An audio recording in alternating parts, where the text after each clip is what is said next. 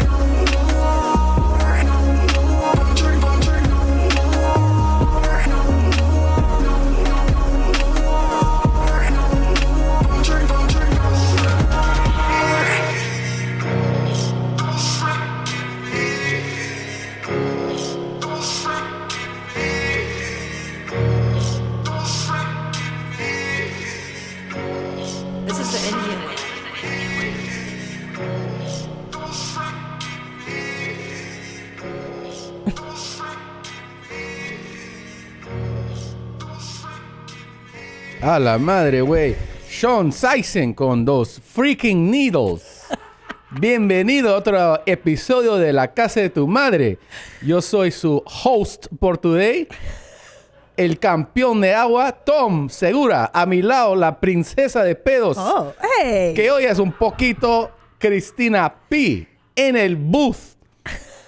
El pájaro rojo. El blue band. A su lado el negro. Y por detrás el flaco Chris. En este momento está por el camino Josh la cucaracha. Ese hijo de puta malparido tiene no sé cuántos hembras cueras. Sí. Que se ven bien bonitas, que le quieren ayudar en la cama porque no puede botar leche de su pinga. Milk dick? Sí. ¿Qué tal? ¿Todo bien? Hola, claro que sí. ¿Y tú? Muy bien, vamos a hacer este programa todo en castellano, ¿ya? Yeah. Ok. This is like Sábado Gigante. ¡Sábado Gigante! That's the best show on TV. All right. Wait, are you going to tell the audience that you're auditioning to be on Sábado Gigante? This is what this is for? I am trying to be the new host of Sábado Gigante. That's the best show the ever. Craziest show of all time. They have like DNA tests and funny sketches. It's also 6 hours long. I know. Sábado Gigante lasts all of Sábado. I know. And that's why. It's so fucking It's the giant crazy. Saturday show. It's a giant Saturday show all Saturday. I understand nothing that's happening. There's a clown. There's penguins. There's a song. Like, what's happening? It's the best show. Everybody's cheering. That guy is hilarious. That guy's like 87. I know. And he's not, isn't he from like Germany or something originally? Oh, well, he's Yeah, he's German blood, but Chilean, I think. Oh, okay. I think that's the story with Don him. Miguel? Yeah, Don. Don. What is his name? Do you know what I'm talking about? What is Don Quixote's Don. name? It's not Don Quixote. Sábado Gigante. It's Don. I think it's Don Miguel. No, SABA. that guy's the bomb, dude. Gigante. GIG. Yeah, there you go. Come on. What's that guy's? Don Francisco. Don Francisco. Yeah. Now hit that. See where it says on the right there, presented by, on the scroll down. See presented by, on the right. Hit him. On the wedo. Yeah. There he dude, is. Look at this fucking guy. You're right. Chilean German. See. Yeah. Chilean he's rad. German. And how old is this dude? Does it say? 100. You scroll down. 78. Yeah. Damn. Still rocking that shit, man. And that's no joke to do a 6-hour show. I mean, I don't know how he has the stamina to do that long of a show every Saturday. Don Francisco. Your Spanish is impeccable. No, it's not. It's got a lot of flaws, but I need to work on it, which makes me think I might try to do something in Spanish. That's a great idea. Yeah. I think you're fantastic. I mean, when I understood, it was great. For the gringos y gringas ahí, Sí. they think I do, you know. So the gringos think it's yeah, good. yeah, of course. But I mean, it's the natives that you got to be able to. Which accent are you? Is it Peruvian that you learn to speak with, like that dialect or whatever? Yeah, I think the dialect that I'm most comfortable with for sure is Peruvian. Like Latin American Spanish. Because there's specifics to that. Like Mexicano Spanish is different. The accent's different. The slang's different. But I mean, you can definitely understand anybody who's also speaking Spanish, right? What are some specific Peruvian Spanish bad words? Bad words? Right. Like there's a different way to say F your mom. Concha tu madre is, yeah. And is concha tu madre same in Mexican Spanish? No, they don't say that. What would they say in LA? I don't know. Chinga tu madre. Yeah, chinga tu madre. I've heard that in the kitchen a lot when I worked in a la verga, as a waitress. Todo way. Sí, way. No way. No way. Yeah. Way. Yeah. Flaca. They used to call me that one. Flaca, gordo. That's all. Chale. That's all Chale, way. Yeah, chale. Mm-hmm. Yeah, that's all there. so LA. And then you go to Spain and it's completely different. And what do they say? It's there? like versus, like if you said, what's it like to speak here versus London? You know what I mean? And do your London. Hello. Are you going to tell us some jokes, Tom? Perfect. I will be telling you some jokes. Perfect. In November. Is that the Queen's English? You did like the Queen's. That's how the Queen talks, how you do it. The Queen? That's the highest form. Good morning to my country. It's so good. I got fucked proper right by the king last night. Yeah? Yeah? Yeah? You know, I was thinking it's really funny too in like Latin America for nicknames. They just call everybody who's Asian Chino. Really? Everybody. And if you're like, yeah, that guy's Korean, they're like, right, it's Chino. Like Chinese for Chinese. Chinese is... That's interesting. In Hungary, they just call them pussy eyes. Yep. Punci Szemed. Punci Szemed is a much more aggressive and disrespectful way. Hungarians are very racist. It's just a matter of fact. Pussy eyes. Punci Szemed. Well, I don't know. It's what my family called them. Yeah, it might be not. It might not represent all of Hungary. It might just be your family. It might just be my racist dad. Yeah, probably. Well, I know the proper word is Kinoi for Chinese people, but I don't know if there's any distinction beyond. It's hilarious because when you're around Latins, they're like, "A ver, pregúntale al chino," and you're like, "Okay, I'll just go ask the Chinese man." Like that's basically what they're saying. There's only one version of Asian. Just they see an Asian, they're like, "Oh yeah, chino," and then the Asian person will always be like, "What's up?" Like they always respond. He was saying, Blue Band was saying that in Farsi it's something similar. Oh, is that right? Yeah, the word that they have for that is just like almond eyes. And like when I went to college, one of my friends took a Farsi class because we all knew that that's what they called them. And so when they went over like what you call the different races, they said the word for almond eyes. And my friend was like, "Isn't that like derogatory though?" And someone corrected was like, "That's the only word we have." That's what they said. Sorry, we're not changing. Yeah, no, it'd be funny in like in a Spanish speaking country. Be like, actually, I'm Filipino. They'd be like, you're Chino for sure. They just tell you. That's what we call you. Well, also too, they're very open about your shape or your like. If you're fat, you're a gordo, and they do it like 100%. Gordo is or not if really, you're really fat shaming. It's just if you're gordo. really fat, they'll call you flaco. Right. Like no, I thought flaca is skinny. No, it is. Oh, but it's a joke. Like you're such a fucking So they'll call pig. you gordo or gorda, and then they'll be like, "You're a big fat ass." They're like, "Hey, flaco." Yeah, totally. Yeah. Oh, in Hungarian we just call it disno. It's like a big pig. Yeah. Disno is Again, a pig. That's kind of less. Listen to this white trash laugh I have. You Like, got how many packs? Smoker's fucking laugh. Ugh. This is the cough I got on the flight home. You're sick. I'm telling you, man. I don't know how AIDS. anybody Travel doesn't get AIDS. AIDS from traveling all the time. It's the worst. I get sick all the time. You get sick all the then we have children too on top of it. Makes it worse. Fucker. All right. No, I know. Let's get to the show. Let's open the show. Oh yeah. Yeah. We haven't even done it. I'm still thinking about those freaking needles. Those freaking needles. It's been in everybody's life. I know. It's a real Our son. It's a real banger. In the car today, he's like, I wanna listen to. I go, what? I was thinking he's gonna say. He goes, no more. Because we've been listening to one of the versions at the house a lot. Yeah. All right. Let's start the show. Ready? Here we go. Let's see. Why isn't that? You're talking to me? I'm a fucking American, you fuck. You're the one touching my camera through the fence, you faggot. I'm gonna talk to the sheriff's department about you, buddy, okay? Go get him. Who is Randy? Don't bring anyone mother into this. Your mom in the fucking stand! Welcome to your mom's house with Tom Segura. And Christina Pajitsin. welcome to your mom's house.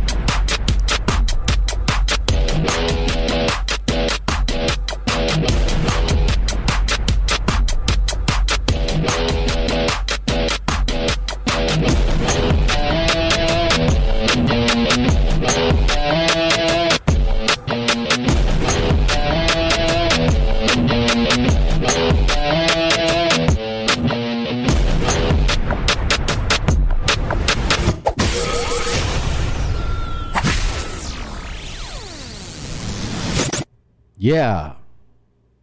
This is a pretty nice guy, right? Well, it's always bold to call the guy in a security outfit the F word. Yeah.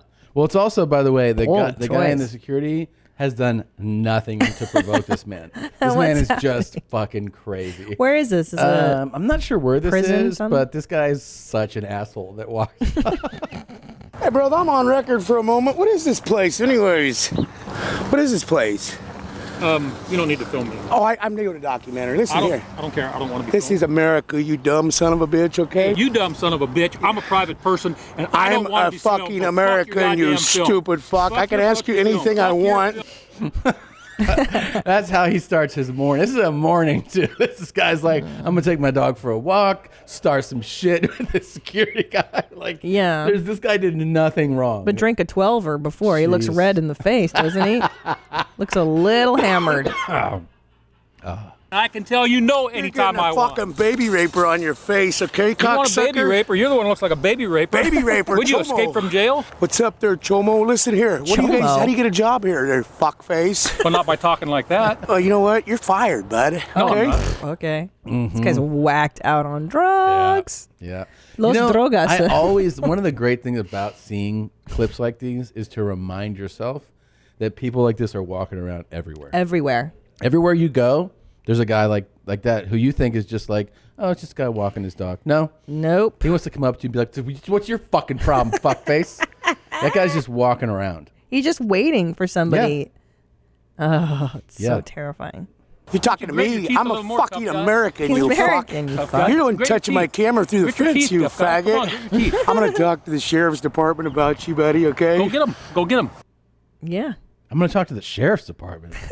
What? You know what? You're fired, okay? You didn't follow proto. How do you get a job here? You know what You're- protocol is? Yeah, I take cops' badges all the time doing it. You know who you're talking to? A retired double agent there, you fucking talking to retard. That's the best part. Fucking double agent. You R word? You are. I don't say the R word. Yeah, You sure say you the don't. R word. Sure. Okay? Walk from the insane asylum, buddy. You just lost your life, okay, as far as your job goes. You threatening my life? No, I told you job. You threatening my fucking life? Job, bitch. That's not what you said, asshole. Well, we're changing it to job because you're taking it out of context there. What's your name anyways? Uh-huh. Well, what are we going to go for? Drugs or mental illness? This might be one for Dr. Drew. At first I thought drugs. I'm leaning towards mental illness. Yeah, I would definitely add this to the Drew list, but yeah. I'm going with a combination of the two. I think it's mental illness exacerbated by alcohol and drugs. Oof, interesting combo. Yeah. Now there's some level of delusion. And there's something that about starting early that kind of makes it a fun thing. Wait a minute. I really am judging harder. Fuck this don't judge people shit. Yeah, I agree. I'm really judging harshly these morning drinkers that I keep seeing everywhere.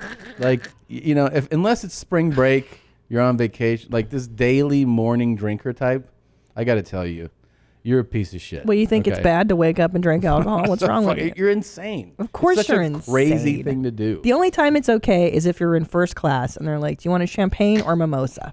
That's it. I don't know, man. On vacation, right? You can drink in the morning on vacay. Sure. But like, I'm on flights, you know, person next to you, 4 Bloody Marys. Oh, or, yeah. You know, 6 a.m. flights where the guy's like, you know, they go like, do anything? I go, you know, just water. Maybe you want coffee. And the guy's like, can you give me a couple Jack and Cokes? Yeah. Like, it's 6 o'clock in the morning, man. Even a Coke at 6 in the morning is gross. So gross. Wait, now hold on.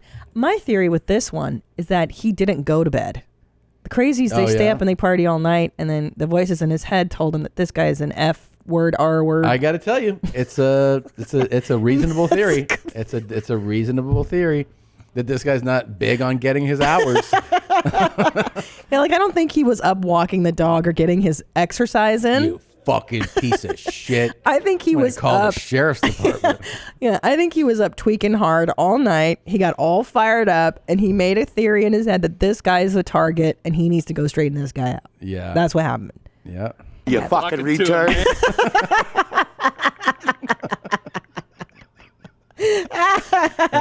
Touching my camera through the fence, you faggot. Okay. Well, here's the end. You want to see how it ends? I got it. I think I got it. Here's the big ending. I think I understand. See these wires? You just got your job there, buddy. It's baby raper on your face clothes, okay? Ta-ta there, retard. You didn't follow proto, buddy. You're done. Ta-ta there, retard. Please tell me that's a drop. Please tell me we have that ice. Okay. Ta-ta there, retard.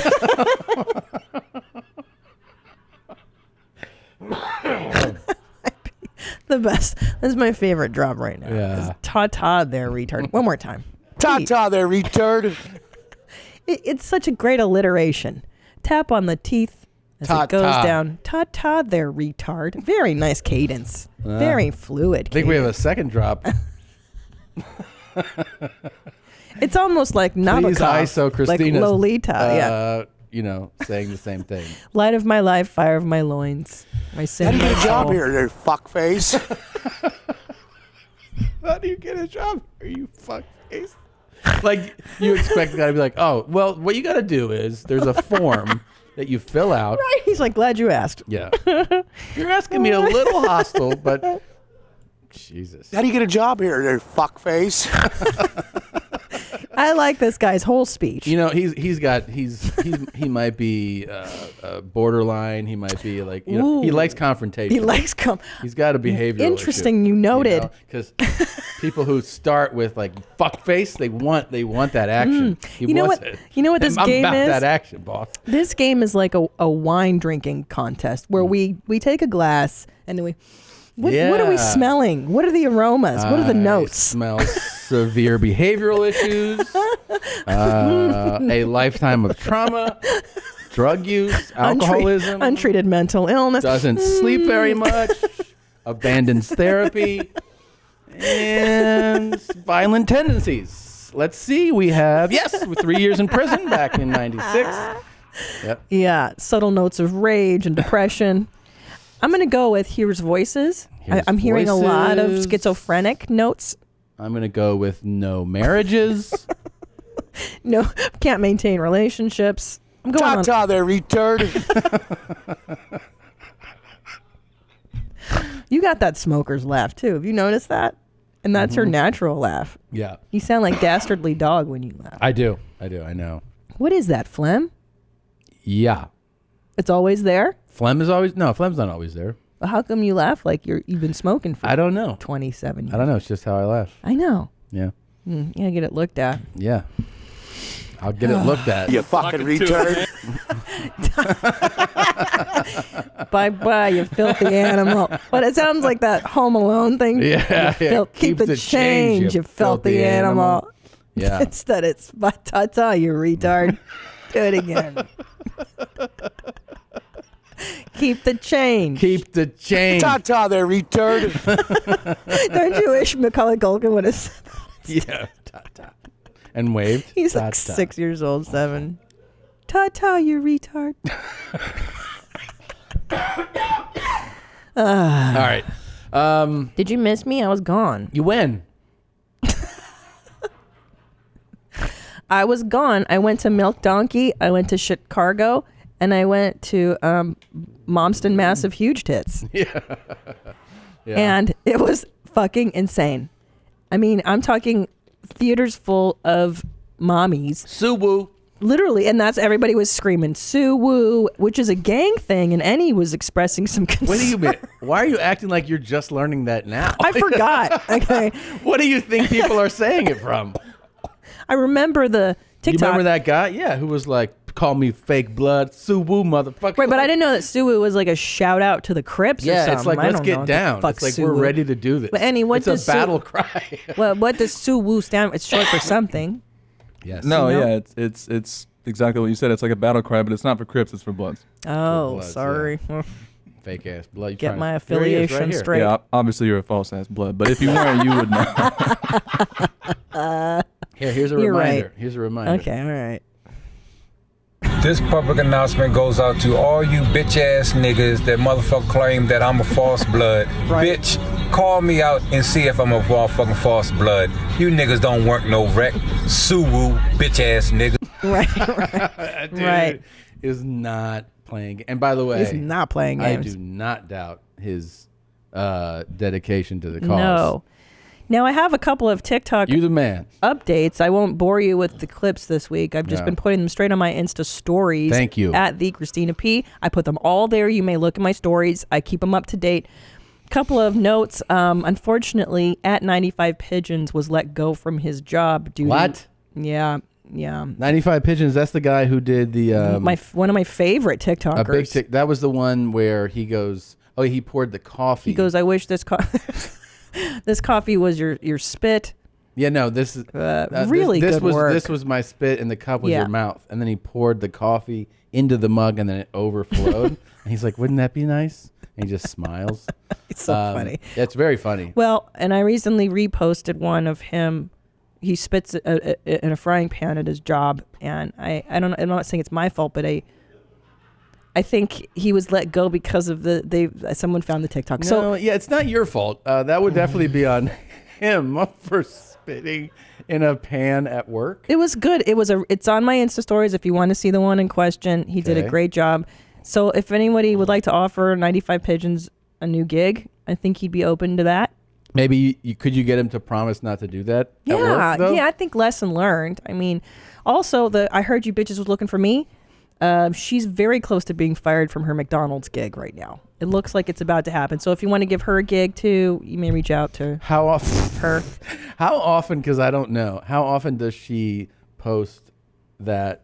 You know what I mean? The variants of I heard you bitches looking for me. Bitch, here I go. Bitch, here I go. Yeah. Every day. She does Every day? different variants. And I think the problem is that she's been doing it at work in her McDonald's uniform. And I think management's coming down on her for that, you know?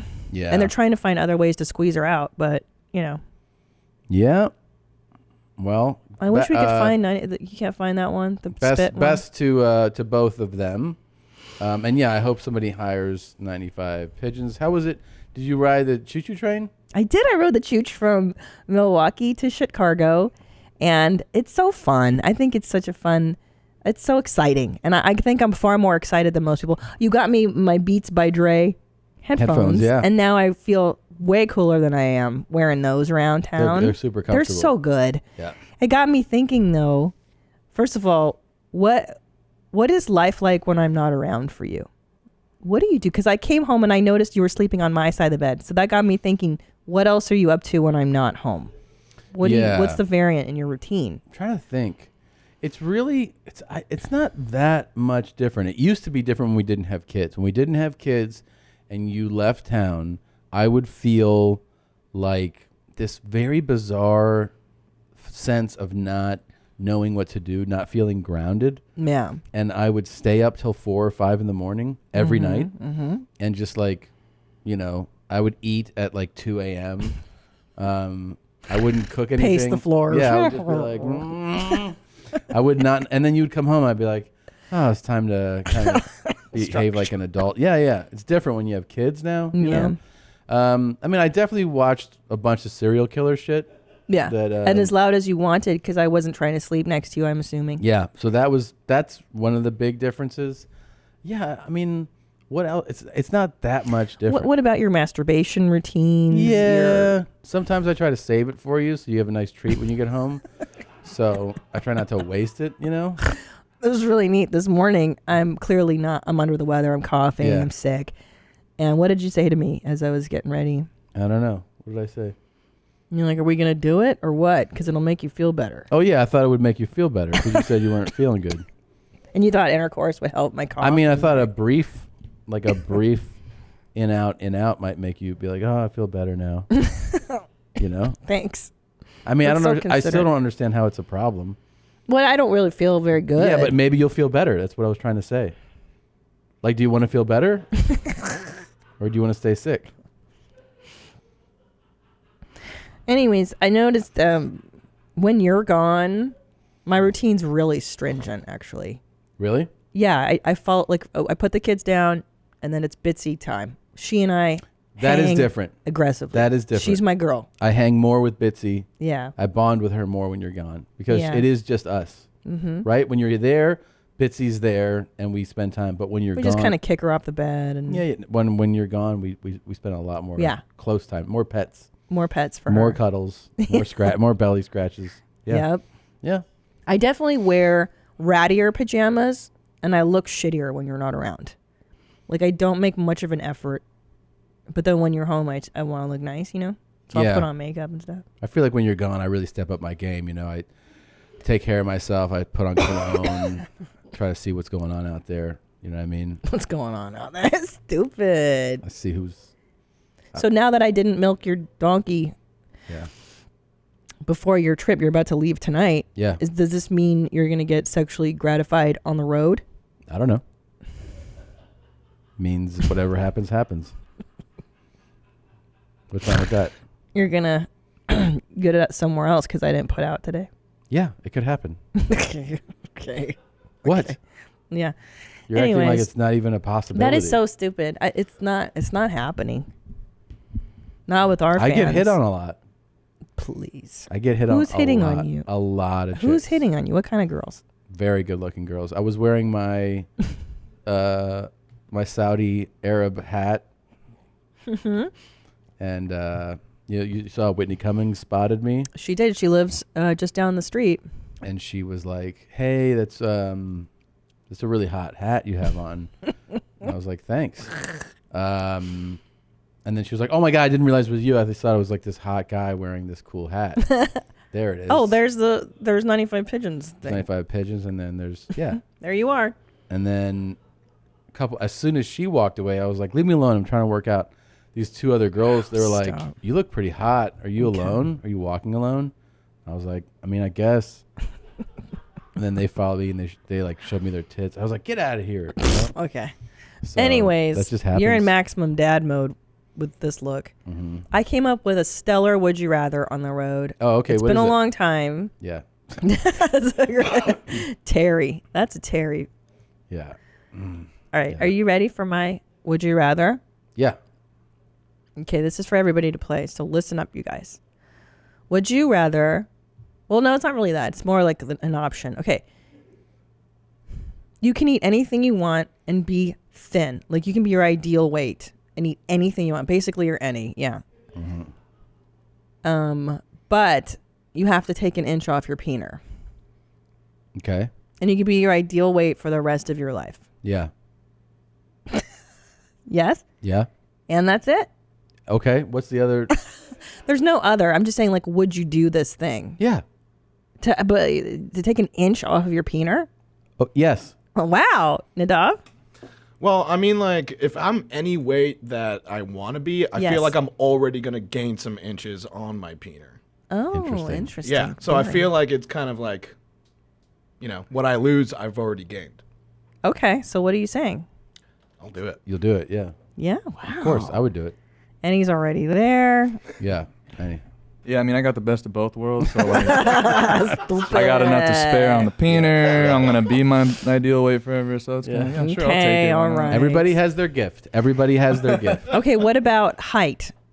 You can eat what you want, stay thin, but you have to be 5 inches shorter than 5 inches shorter? 5 Oh, inches. sorry, that's too much. It's pretty dramatic. What about? Oh, that's a good amount. No, then no. No? I'm not going to drop down 5 inches. Yeah. No, that's a whole new world. Yeah. It's a life of change. Yes, that's I the know, point. but it would revamp who I am as a human being.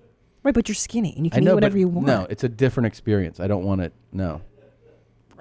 You guys? Eat anything you want, but 5 inches shorter. Yeah. I feel like I'm already under 6 feet. I feel like I can't do that. Cause I'm like 5'10". So what? I'm gonna be some 5'5" loser.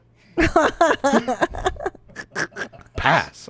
Real nice way of putting that. Yeah, jeez.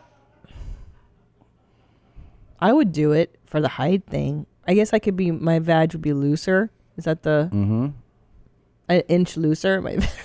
No, your vag would be 5 inches looser. No, the first scenario, my vag would be an inch like gaper.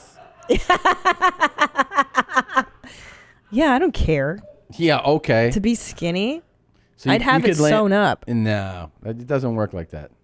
You I'd have, just you start have to have doing- that super loose roast beef, and then Then I'd do butt sex. and then you. I'd Sure. start to learn to do butt sex like Nikki Glazer. Sure. No, you wouldn't. No, you wouldn't. You would not. You would. You'd have your super loose vag. Yeah. And then you'd be like, all these guys. You'd be like, oh, I could have all these options. Look at all these guys. That's And the then- problem. And then there would be like 3 of them in you at the same time, and they're like, we still can't feel it. Okay, 2 inches off your peener. Now you're taking more dick size away. I'm taking more dick size. 2 inches is kind of significant. 2 inches off your peener. 1, you can kind of be like, all right, but 2, I mean, there's not that much to work with. Well, that's the catch, right? Like you're gonna attract all these sweet honeys because you're all fit and shit. But the body of your dreams, you get to have the body of your dreams. But I'm taking 2 inches off your peener. I'm just gonna stick with how I am. Yeah. Yeah, I'll just deal with it. You tune it up. 2's a lot. Yeah. 2's a lot. 2's a lot, dude. 2. Let's see. I mean, maybe not for any though. Here we go. So this is 1 inch right here. That is not what it is. Stupid. So you got, let's see, that's basically like 2 inches, bro. That's a lot of dong. Yeah. From your ding ding. my sloppy vag would be that big. I don't think so. I think I would just be like, I would just be who I am, and if someone doesn't like it, I would just be like, Ta-ta there, retard. You know what I mean? Ta-ta there, retard. Oh my god, I'm so dumb. I got to the train station early because I don't really take trains, and I was like a nervous Nelly. And I ate breakfast at the Amtrak station. It's a fucking bad idea. It was so disgusting. Yeah. It was such a stupid idea. I'm like, what am I Trains thinking? make me nervous. Yeah, I get so nervous. Not riding a train. Right. Because I don't ride them regularly. Yes. It's the boarding. Like I went up to a guy at Penn Station who was talking to someone, and I tapped him on the shoulder, and he looked at his shoulder, like as is to signify, why are you touching me? He was like, and I go, oh, hi, I just supposed to go to Philadelphia, and he was like, okay. And I go, I just want to make sure, because I get nervous. I'm like, I want to make sure I'm in the right spot. And he was like, he's like, yeah. What? I don't like their system either. I'm like, why isn't it on the board? And they're like, when it's ready to board, it'll pop up on that board. I'm That like, gives me panic. like, what so, if I'm not but looking? it is leaving from here. Yeah, but it doesn't say it anywhere. Not till they're ready to go. And you're like, All right. Well, that's It's anxiety. It's not a system that would make you feel at ease. You know? I agree. Yeah. So. Anyways, it freaked me out. But I do love, I love the train ride. I love a choo-choo ride. I wish I could take them more often. You can actually take one from here to Seattle. Really? How long does that take? They're like double the time, huh, on Amtrak? A couple days, I'm sure. Fuck that. That's too much, bro. I don't want that. But they didn't serve any food, which bothers me. I hate feeling like there's no way to eat food in a travel area. I get very nervous. At least give me a snacky snack. Yeah, give me a snack. Or water. I get very upset. Oh, there it is. Look at that. Look at the chooch there, yeah. All right, pull up. Oh, it takes forever, dude. I looked at it one time, I think. Hit many the years ago. experience. Is the experience there or destinations? But I'd want to take a fancier train, not the freaking Amtrak. You had it. The dirty Amtrak. Right? So isn't that... All right. Oh, that's where all the Amtrak goes. Wow, dang. You could go all the way across the U.S. pretty much. You can. I know, man. Choo-choo. I want to take... I always do that when I'm on those trains, too. I talk to, like, the people that work on it like I'm a kid. I go, the choo-choo gonna go keep going? And they're like, yep. And I go, is it scary? And they're like, scary. No, sir. Like, okay, will you make choo-choo noise? And they're like, all right. I do get excited, though. It's so fun to go on a choo-choo. How long does it say? Can you see it or not? Hours. That shit's going to take days still looking. to get to Meat Rattle. Yeah. Dude, from LA to Meat Rattle, about at least 2 days, 3 days. That's what I was guessing. Yeah. But don't you 2 think that would be days. a kind of an awesome ride? No, not on an Amtrak. I would do like the Orient Express. No. These have sleeper cars. These aren't. But are they like nice ones or are they like What do you tiny, mean? like dorms? 33 hours. Damn. It's got to be nice, right? That's your bunk bed. Doesn't it have? You have to get a bunkie. does it have like some image of what the train is like? There it is. There's your drawing. There's your bunkie. It's like prison. No. No, dude. That's fucking nah, bro. Look at that. Looks like a fucking changing table. That looks terrible. There's got to It's be all a nice hard one and though. stuff. There has to be a Nah, nice one. bruh. Of course there is. Coach, business class seat. Let's see. There's definitely a nice one. I'm sure. Okay. There's no way. it's- Complimentary bottle of water in business class. Uh-oh. Oh snap! Stepping it up. But I did take a lot of Ubers. I took a lot of Ubers, and Take your Ubers. had a lot of people driving me around. Oh, that looks horrifying. Looks like a dorm room. Like 4 people crammed in to that I gotta prison say, cell. they're not really selling it on their No, site. it looks terrible. With the You don't want to Fuck spend that. 33 hours in there with in your the family? shoe, in the special housing unit of Amtrak. No, Yeah. they're just they should have a photo. This drawing is not. Oh, look, there's you and I. We could be up there. Scroll Yeah. up. There's Tom and I holding hands. Look at the toilets right by your head too. That's nice. Yeah, It is just like a prison cell. Look at that. Look, You scroll down you got a living room? You can scroll take down a in there. shit right where you're sleeping. That's fun. more. Okay. All All right. right. It's not Okay, so that it's bad. not terrible. No, I think it'd be fun. I'm gonna do it. I'm gonna take these guys on a train. Wait, scroll ride. up, Nadav. I want to see Tom and I sitting together, arm in arm. Up, up, up. There we are. There you are. Yep. She's giving him a hand job under the paper. No, she's not. Yeah, you don't see her other arm. See? Where's her other hand? It's on her Bible. Right now, she's like, "Don't you like how you can eat whatever you want and not gain weight? Your dicks can fit in my hand now." She's just jerking them off. Oh yeah, you're so thin. And he comes. That's really nice. Can you imagine taking a shit on Even that? this photos, like they don't. Babe, listen Their to whole me. marketing division needs to get It fired. needs help. It's really like, bad. why are the elderly on? You should make it cool. Those people are fucking old. They shouldn't be on a train. Listen, Yeah. do you think You it would, fucking retard. do you think it would be hard to take a dump on the Amtrak though? Because you know how it's like, it's I can moving. dump. I can dump there, no problem. No Oh problem. no, I don't think I could dump on the plane. We're gonna do a family. the we're gonna church. do a family train ride. No, please. Yeah. No, it's There- settled. You like that? Who's this guy? This rapist. Did you see my caption? It was pretty good. Yeah, you want to get into porn? I was like, "You trying to break into the adult business? Are you tested and willing to work? Holler at me." It kind of looks like that, right? No, it's not kind of. Definitely looks like that. Yeah, yeah. Wow, looking good. Mr. Ladybug right there. Ladybug Mecca. Changing like seasons. I was walking out of a Rite Aid, and this black lady who was, I don't know, probably like in her 20s, she goes, "Okay, Ladybug." Nah. I was wearing that shirt. Oh, I and love I when go, people "What?" do And she that goes, shit. "Mr. Ladybug." Okay, And white shirt. I was like, I'm gonna take that. I'm gonna adopt that nickname right now. I like when people do that. Yep. So that's how I go by. It's endearing, isn't it? Mr. Ladybug. Yeah. Yeah. It's like, sounds like, come here, Sugarfoot. It just feels like a good I like nickname. it. I like it. What would my nickname be? Your nickname? Milk Flaps. I knew it. Donkey Tits. Donkey Tits is good. I like Donkey Tits. I'm gonna write that down. DJ Donkey What's Tits. up, 2%? Yeah. 2% milk? Yep. Well, how come it's only 2%? You don't think I can make whole milk? Okay. Whole milk then. What's up, Almond Tits? That's another good one. Stupid.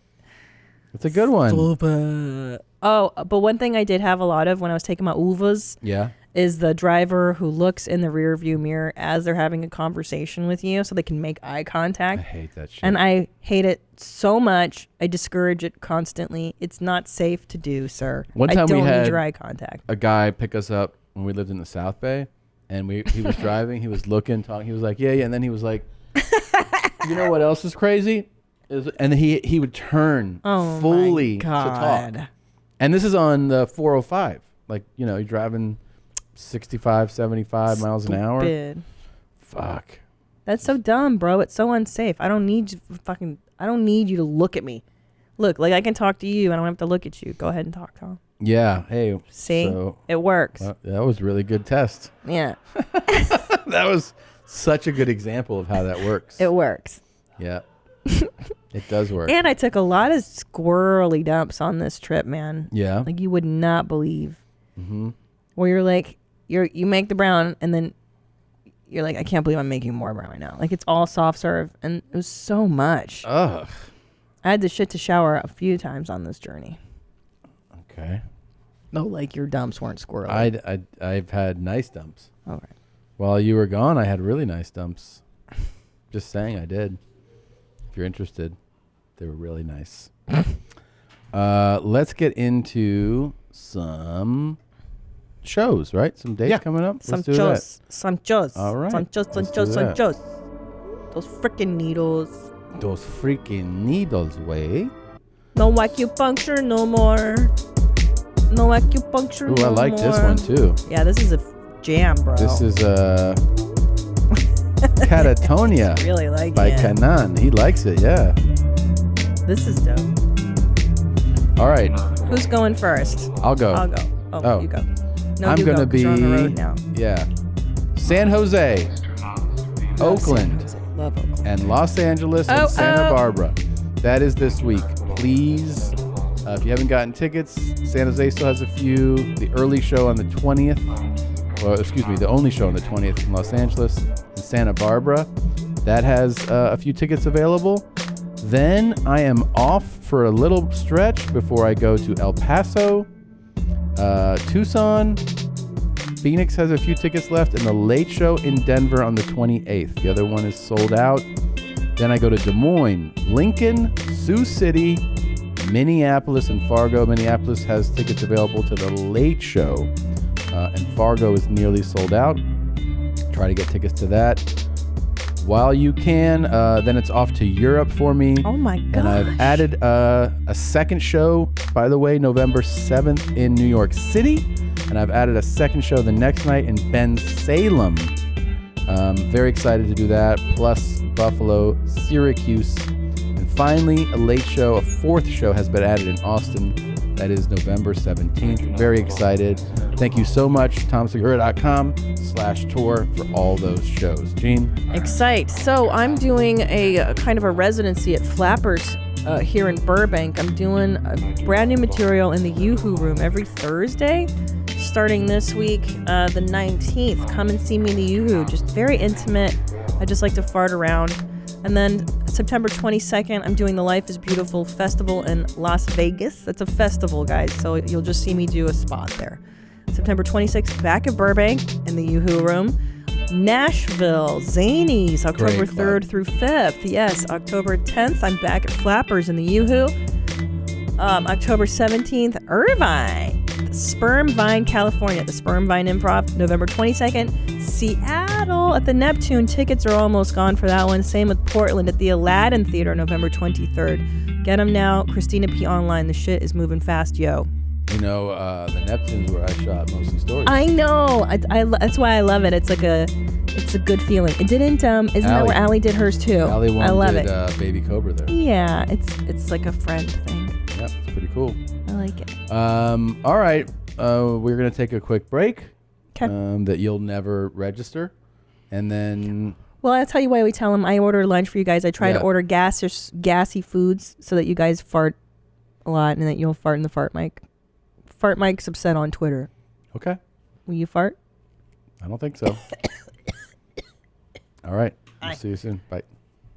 Okay, this is wild. I cannot believe you're actually sitting here because I've known who you are for so long. Sometimes when you do these shows, you're like, there's no fucking way that person, like I'm meeting this person. You know what I mean? I've seen them from a distance. And now you're sitting here, Jackass alum, wild man, comedian, dog owner, all around good guy, SteveO. So thank you for coming today. We're very happy you're here. Thank you for First having of all, me. let me just say I think it's amazing that you're alive. Yeah, and in one piece. Yeah. I agree. What's I wrong, can't Boo-Boo? hear anything You in the can't hear headphones. anything? Oh, his so headphones are you bad. I'll just say fuck it. If you guys can hear, then I'm good. Okay. No, because we got stuff to show. We have videos and crap. We're yeah. setting Potter.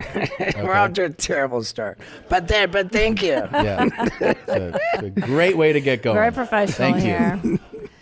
Oh, I have to ask you a question. I've heard nothing but fantastic things from everybody I told that I'm coming here today. Aw. Yeah, guys well, have, Stephen Randolph was here, Yes. and he told us this, a bunch of crazy shit, but one of them was how, like, he was in the building, like the Hustler building, and Sure. you guys were there, and He was an intern for Big Brother magazine, Yes. which was the incubator for Jackass. Just like a bunch of reckless skateboarders, right? Right. What it was this magazine that was started by like a skateboard company tycoon who just wanted to have a pet project, making a magazine that served essentially no purpose whatsoever other than to be just completely inappropriate. That's awesome. And That wildly great. offensive. Yeah. yeah. He had a company, like a conglomeration of companies, and he would promote his companies like with these absurd ads. Like one was for the skateboard company, and it was just a picture of a kid with a gun in his mouth, a little kid with a gun in his mouth, and it said the name of the skateboard company and just kill yourself. And that was like par for the course for how this guy Steve Rocco promoted his skateboard companies. But when the Kill Yourself ad arrived at Thrasher Magazine and Transworld Skateboard Magazine, they both said, hey, we're not printing this. They sent it back. And sort of indignant, this guy said, oh, yeah, you don't like my fucking ads? How about fuck you? I won't run any. I'm going to start my own magazine. So wow. That was how Big Brother started, was just fuck you. And he didn't want to put anything in the pages of Big Brother unless it was like would not be suitable or allowed in any other magazine. So that was like sort of the bar. And that's very punk rock of this guy. Oh, he's fucking epic. Yeah, his name's Steve Rocco. There's a whole thing. And they came out with like, they like smart people and like legitimate journalism. So when they wrote articles like how to buy crack, like it was real. Right. Like the 10 most effective ways to commit suicide. Totally real. It was filled with nudity. It had like, for their cover concepts, they would actually like put together a stack of Bibles, set it on fire, and have like a pro skateboarder dressed up as Satan holding a pitchfork, jumping over it. That's awesome. Yeah, they crucified people. They did all kinds of awesome stuff. And then when they put out their kids issue. Well, this was for like the best, very young skateboarders in the world. Yeah. And Ryan Sheckler there was an 8-year-old Ryan Sheckler on the cover. And they were just saying horrible things to these kids and asking them if the kids, if it would make you a pro skateboarder, would you fuck your mother? You know, shit like that. And that was what pushed them over the limit. You know, where at least people got outraged and So Larry Flint found out about this when there was like, oh, this kids issue and what they're doing with these little kids. And Larry Flint viewed it as an exciting First Amendment kind of a thing. And so he Steve Rocco sold Big Brother magazine to Larry Flint. And I was in the first magazine, the first issue that was published by Larry Flint was the one that had my article, which was called The Burning Boy Festival, where I burnt the skin off half my face and that was how my career essentially started. But when Larry Flint bought the magazine from Steve Rocco, the editor-in-chief, the creative guy was Jeff Tremaine, who would go on to create Jackass and direct all the movies. And Jeff Tremaine knew Spike Jonze. And they had like every so often Big Brother with all of the filth, all of the fucked up shit that was in Big Brother magazine. Periodically there would be like a video where you got to see like the behind the scenes of everything that had gone into the magazine. And these Big Brother videos were wildly popular, super popular. And Jeff Tremaine, who was in charge of making those videos, reached out to Spike Jonze and he said, hey Spike, I think with this crazy cult following, this popularity of our videos, he says, I really don't think anybody gives a fuck about the skateboarding that's in there. He says, I think if we subtract the skateboarding from the Big Brother videos, then what's left over could make a great TV show. And so they just put together a video like of everything except the skateboarding, which left me and Knoxville and Wheatman and Chris Pontius, and it was just that simple. So wait, were you guys, because like this, I'm sure you've told this story a bunch, so I apologize. Yeah, it's all good, man. I love this. There's actually a documentary about the origins of Jackass, and it's called Dumb. Dumb. It's just called Dumb. Okay. Yeah. That's perfect. It's called Dumb, the story of Big Brother magazine. When you guys were all buddies, and you were all, I guess, obviously skateboarding, fucking around, having fun, making each other laugh. Because most of the world is introduced to you on this show and in the movies as part of this clique, but as like the fucking most outrageous, like doing the crazy. Were you doing that to like amuse your friends before the cameras? Like, were they like, hey, who's gonna jump off this fucking thing and crack their head? You're like, I'll do it. Like, I'll set my hair on fire and all this. Yes. I was a disturbed child from you were. the onset. Yeah. I had a really rough go at childhood. Really? Yeah. Sort of, yeah. Like I was like so driven, so compelled to really try to win the favor of my peers. Yeah. And I was so aggressive about it, so like overwhelming, and like that it brought about the opposite results I was seeking. What about like? Wait, hold on. But what does that mean? Like, that's actually something that my 6th grade teacher wrote on my report card. It said, Steve so wants the approval and whatever the attention and the adulation, the approval, of his peers, and what he does, to brings about the opposite result. Oh, it like ends up horrifying them, and right. Like here, okay. Here's a story that I've distinctly told before, but it's quick and it's fucked up. So, and it's I was in 5th grade, attending school in London, England. Because you grew up in different countries. I grew up, yeah. By the time I was 4, I had lived in 3 different countries and spoken 3 different languages. Oh my! Really? Why is this? Yeah. Military family? My dad was a big corporate hotshot. So which, just run us really quickly through the countries. Born in England. Okay. 6 months old, moved to Brazil. Spoke my first words in Portuguese because I was raised by live-in maids, and because my dad was the president of all of Pepsi Cola in all of Brazil. Okay. Whoa! That was his, which he describes as his first, like, I don't know, a startup entry-level job or something. He was a fucking badass, my dad. And so then he got promoted to running all of Pepsi Cola in like all of South America.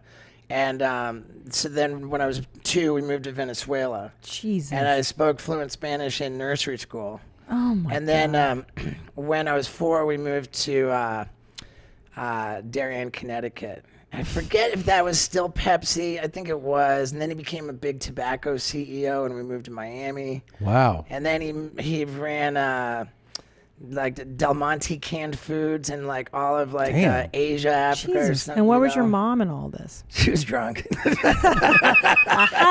Which explains the addiction mom's side later. of the family. Like mom's side of the family, alcoholism does not skip a generation. Gotcha. It has not ever skipped a generation. Gotcha. It's actually never missed a leaf on the tree. The family tree is.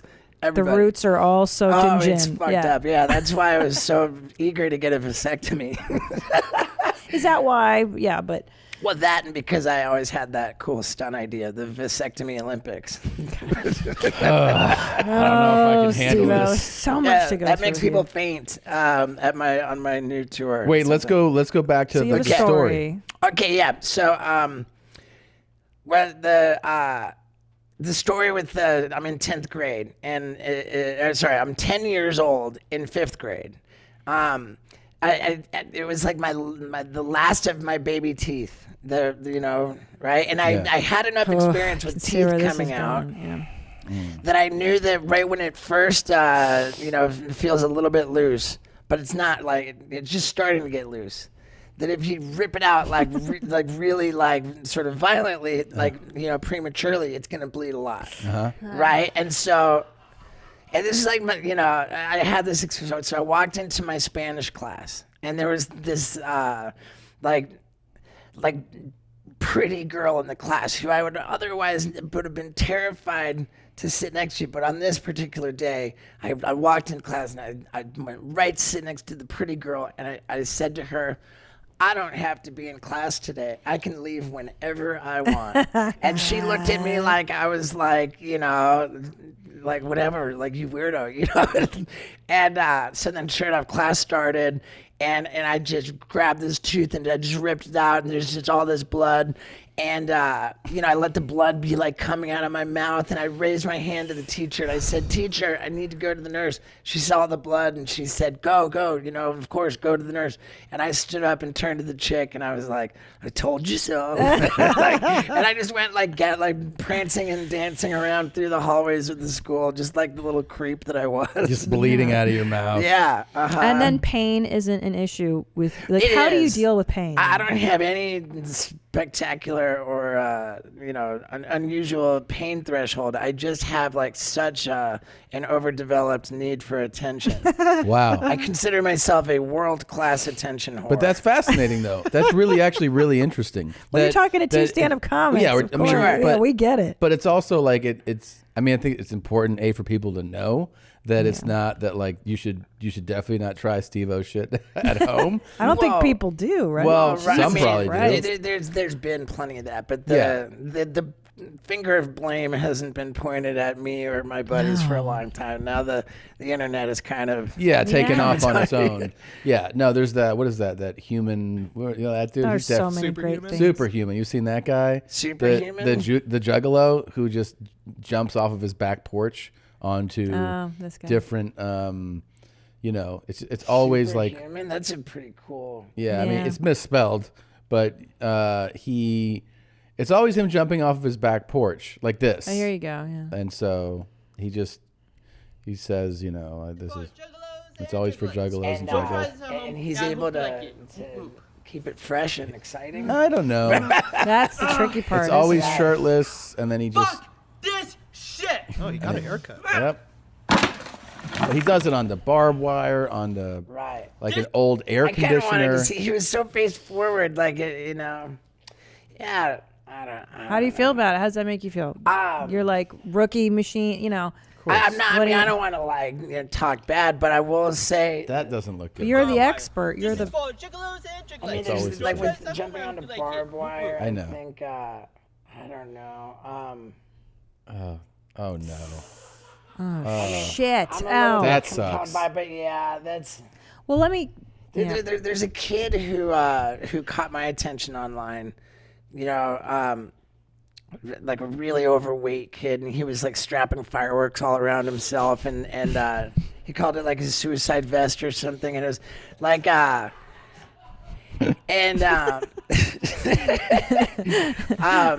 really I thought it was really great, you know, and I posted it, and we actually arranged for the kid to come out and film, and I'm thinking this kid is so next level gnarly, like just like, and by my house I go on this hike and there's all these cactuses, so I thought, you know, okay, like, you know, the kid would probably be happy to like ride a skateboard down this hill and just into the cactuses, which and sure enough, he was all gung ho, and I tried to impart on this kid, like, here's the thing, it's important, like when we do stuff like this, that it not just be like, hey, I'm gonna hurt myself, you know, like we want to find a way to like make it compelling, to like sort of wrap comedy around it. So I think that the way to make this more like palatable, more like light and fun, is to say, okay, this is so exciting that like he's actually going to come down here. We've got this ramp, and he is very easily going to jump over this entire cactus patch. Like, you know, he has this and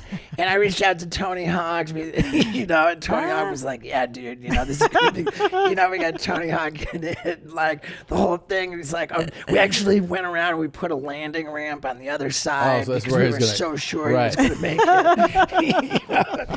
And that was another one that was a real hit. Yeah. You know, you know what I loved, and I think you make a good distinction here, is that if it's just dudes jumping on barbed wire or getting kicked in the nuts, like, even though that's always funny, it gets tiring. But what was so great about Jackass, and I fucking watched every episode, I saw all the movies, the joy of just the theme song, because you knew, like, it was a bunch of guys who were buddies, who liked being with each other, who were just being a bunch of slapdicks. Like, you guys were like the cool skateboarders in school, like the cool boys that you'd watch do reckless shit. Fun. I appreciate the kind words, and thank you. I think that if you know, I don't know the cool. I think what what worked for us is that we were able to not take ourselves seriously, and like we were sort of comfortable being uncool, you know, and that's where I think the. Yeah, like the barbed wire thing. I mean, okay, there was just something kind of like this is a serious thing, you know. Like I don't know. And again, I don't want to like, you know, be mean or anything, but that's what I think was good about Jackass, was that in all of the stupidity, there was something kind of like, if not clever, like lighthearted fun. Yeah, and then and you guys are fucking. And then what happens too is, like, as it and... develops, the audience is in on the fact that it's like it's bits, and like you guys are trying, like you're having fun watching these guys fuck with each other, and you know they're attempting something, and you're like, is it gonna work out? Is it gonna hurt? So it's like a game, you know. You kind of feel like you're hanging out part of the group. There's a lot of science involved. Yeah. And after talking about that,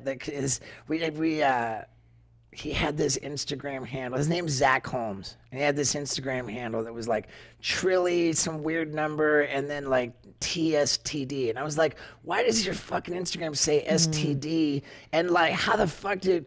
And so I reached out to Instagram on his behalf, and I was like, hey, this guy's screen name is bullshit. And, you know, like, and we want to change it to Jackass, because his name's Zach. That's good, yeah. And so we got Jackass for him, and now like he's got a little career going. Nice. That's great. I root for the kid. That's awesome. I have so many things to ask you. Yeah, let's do it. Let's keep this moving, man. We got to make the goods. Well, this is stupid. This is just a dumb. I have so many dumb questions for our important guests, but yes. One of my favorite episodes was I think you were getting a tattoo in a moving Jeep. Yeah. The worst tattoo ever. Tattoo. Can I see it? Yeah, it's the worst right tattoo here. ever made. If you blur your eyes, and trust me, it's not the worst tattoo ever. That's not the worst one? Oh my god. That one made me laugh so hard. Yeah, if you blur your eyes, you can see it's a smiley face. Did Yeah, you that one remember he was- was in a Yeah, moving it's Jeep? so It crazy. was like a bumpy road and you were getting a tattoo. It was crazy. Yeah, I was so on cocaine for pretty much that whole movie. Yeah. And particularly, I was, I think, maybe on day 3 of a cocaine bender for that scene. Would you do like bumps right before you roll? You know what I mean? Where you like, Oh, yeah. yeah, like let's go. Oh, yeah. Yeah. Yeah, that whole first movie, like I was on a cycle of like awake for 2 days, and 2 days on, 1 day off, 2 days on, 1 day off. Like, shit, dude. Yeah, and that went on for. So when those videos, I remember when the videos, like when MTV first started airing this, and we were like, holy, because you're a kid, you're like, this is fucking amazing. best. And then they add the big warning, like, don't send us your tapes. Warning, And, yeah. if you do any of this stuff, it'll Yeah. be really rad. It wasn't a warning, it was a challenge. That was a challenge. Yeah. But so when you guys probably, I'm assuming, you don't have any expectations, or do you, that this is going to be a thing, or are you like? I thought that it. I was such a fan of the Big Brother videos myself, and I was so passionate about like but I thought it was like just too gnarly to really be allowed on TV, you know, like what we were doing. And I remember when the pilot got ordered, Jeff Tremaine, he said, on the phone, he told me it's not a pilot anymore. We got ordered to series, so we're gonna come out and we're gonna shoot you, write ideas, and right now immediately take all of the best footage that you have and send it into us so that we can acquire it, like license it and just put it straight onto the show, which they did with a lot of BAM's footage. And so I sent in everything that I had, all the good shit that I had. And Jeff got back to me and said, sadly, not one clip you sent us is allowed. Because MTV was particularly touchy about fire. They had a big lawsuit with the trailer park where a kid burned down a trailer and killed his sister. And they said, like, why did you do this? And he said, because Beavis said fire, fire, like clicking the lighter. And MTV had like a real bad one over that. And they had a couple other fire incidents. So like their standards and practices was so not sense of humor about fire. And then they had another thing that they were touchy about is if you jump from things that were really high. And that was my specialty, was jumping from shit that was way too high while on fire. That's your specialty. That was my specialty. Well, you went to clown college. Yeah, You have that background. I developed, the first career in simultaneous fire-breathing acrobatics ever, and before I went to clown college. But how did you learn the fire breathing Well, acrobat? when I graduated from high school, I went straight to the University of Miami. My intention was to become an advertising executive on some level. You see, the skateboard had led me to the video camera, but I wasn't that great at skateboarding. I knew that there wasn't going to be like a professional skateboard career. And so I thought, I love making videos and maybe I'll make TV commercials that are really cool. So I went to the University of Miami and I just ran into a real problem getting to class. I just couldn't pull it off. And I couldn't keep a job and I just like really felt that I lacked the survival skills to make it in the world. And I failed out of fucking class. I got kicked out of the dorms. I just upped and dropped out. And on my way out of the University of Miami, the question was, what are you going to do now? And I was like, I'm going to become a crazy, famous stuntman. You really made this like proclamation? Yeah. To yourself or to other people? I told everybody, and they Really? just all felt that it was so tragic and sad. What about, is one of the people the president of Pepsi Cola Brazil, your dad? Yeah, like, he was what not. the fuck are he you wasn't doing? super stoked on it. No. What did he think? What did he think like as you gained success? Was he like, Oh, this is so rad that like, before Dad did not come to my graduation of clown college. Oh. But then again, he had divorced my mom, and Mom did go to my graduation of clown college, so it would have been weird if they were both there at the same time. So, I mean, who knows? That's not a big deal. But he kind of just wasn't back in it. And then after clown college, and still, I had been in a few issues of Big Brother, but there was no indication that it was going to become more than a skateboard magazine, and I hadn't made a fucking penny. And it was at that point, before I had any success, before I had earned any money, Dad came to me, deliberately, and he said, I feel I've done a disservice to you by not supporting you in this career. And it's clearly not what I would have chosen for you, but hey, I didn't choose what my dad would have chosen for me. Like, my dad was a black sheep for going into business. He came from a long line of theologians and clergymen and academics and PhDs, Jesus. And I'm a hybrid. Yeah, where'd you come from then? Right. Jeez. I'm like, you can really see both sides of my family, like, mixed in me. And so, yeah, Dad. Sorry to interrupt, but even hearing you speak, like, I've never heard him talk. SteveO, and you're so articulate. Oh, thank you. I'm like really blown away because I've only ever seen you on Jackass, stapling your nuts to your leg. It's always been crazy. You're so smart. Yeah, I appreciate that too. Sure. But yeah, so Dad pledged to support me, and I really love like the fact that Dad and I don't have a good relationship because I'm successful. I actually feel pretty strongly that I'm successful largely because I have a good relationship with my dad, and because he supported me. Wow. Yeah, from the very first deals. The first one was Real TV, if you remember that. Oh my God. Yeah. And I called up the number on the commercial, and I was like, I don't have footage you might want to see. I have footage you fucking need real bad. And sure enough, they said they sent them the tape. They said, we wanted the footage of you lighting yourself on fire on the roof and doing the simultaneous fire-breathing front flip off the 3-story roof into the 5-foot pool. And Jesus Christ. Dude. And I was like, is that all you want? Is out of everything I sent, that's all you want? And they said, yeah. And we want to give you $500 for exclusive rights. And I was like, whoa, what does exclusive rights mean? They're like, well, then that means you don't own it anymore. We do. And I was like, wait, what? No, I don't. That sucks. This is my legacy. Like, I was like, and so I called up Dad, and I was like freaking out. And Dad said, hey, mellow out. It's really simple. Figure out at which point it's a deal breaker. It sounds like exclusivity is a deal breaker.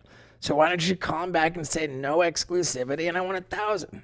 I said, okay. And so I called him back. That's what I got. You got it. Oh, Yeah, wow. so Dad and I were kind of in the same corner. That's cool. What initially drove us apart ended up bringing us closer together. Now, did he, as you got more famous and you're doing all this wild, would he see it and be like, what the fuck are you doing? He is able to compartmentalize Yes. what his values are. He just says, a lot of the time his go-to is, I'm not your demographic, but I recognize the marketability of this to your demographic, and and he's able to just have his business hat on. But at the same time, he gets a kick out of some of it. But in any case, back to where the University of Miami, and I've just fucked up so terribly, and I dropped out. I'm gonna become a stuntman.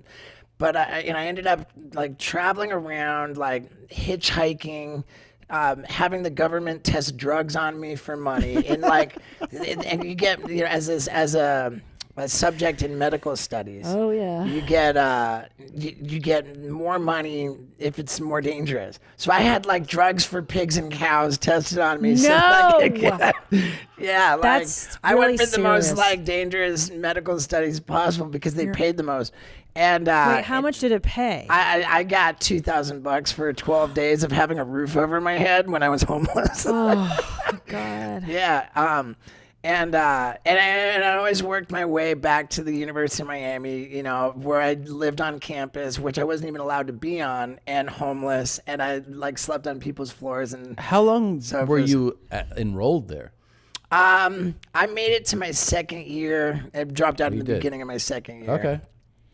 And I showed up second year as a freshman because my grade point average was 0.79 for my second. Dude, my second. I've never even heard of that. Yeah, it was great. I told you I couldn't make it to class, but and that was only for my second semester. But so now I'm vagrant. I'm living on couches and floors, but I'm on this mission to become this stuntman, and in my view, to be able to do a backflip, while waiting for an elevator, just to freak someone out would be really cool to me. And that was one of my first real things I wanted to work for.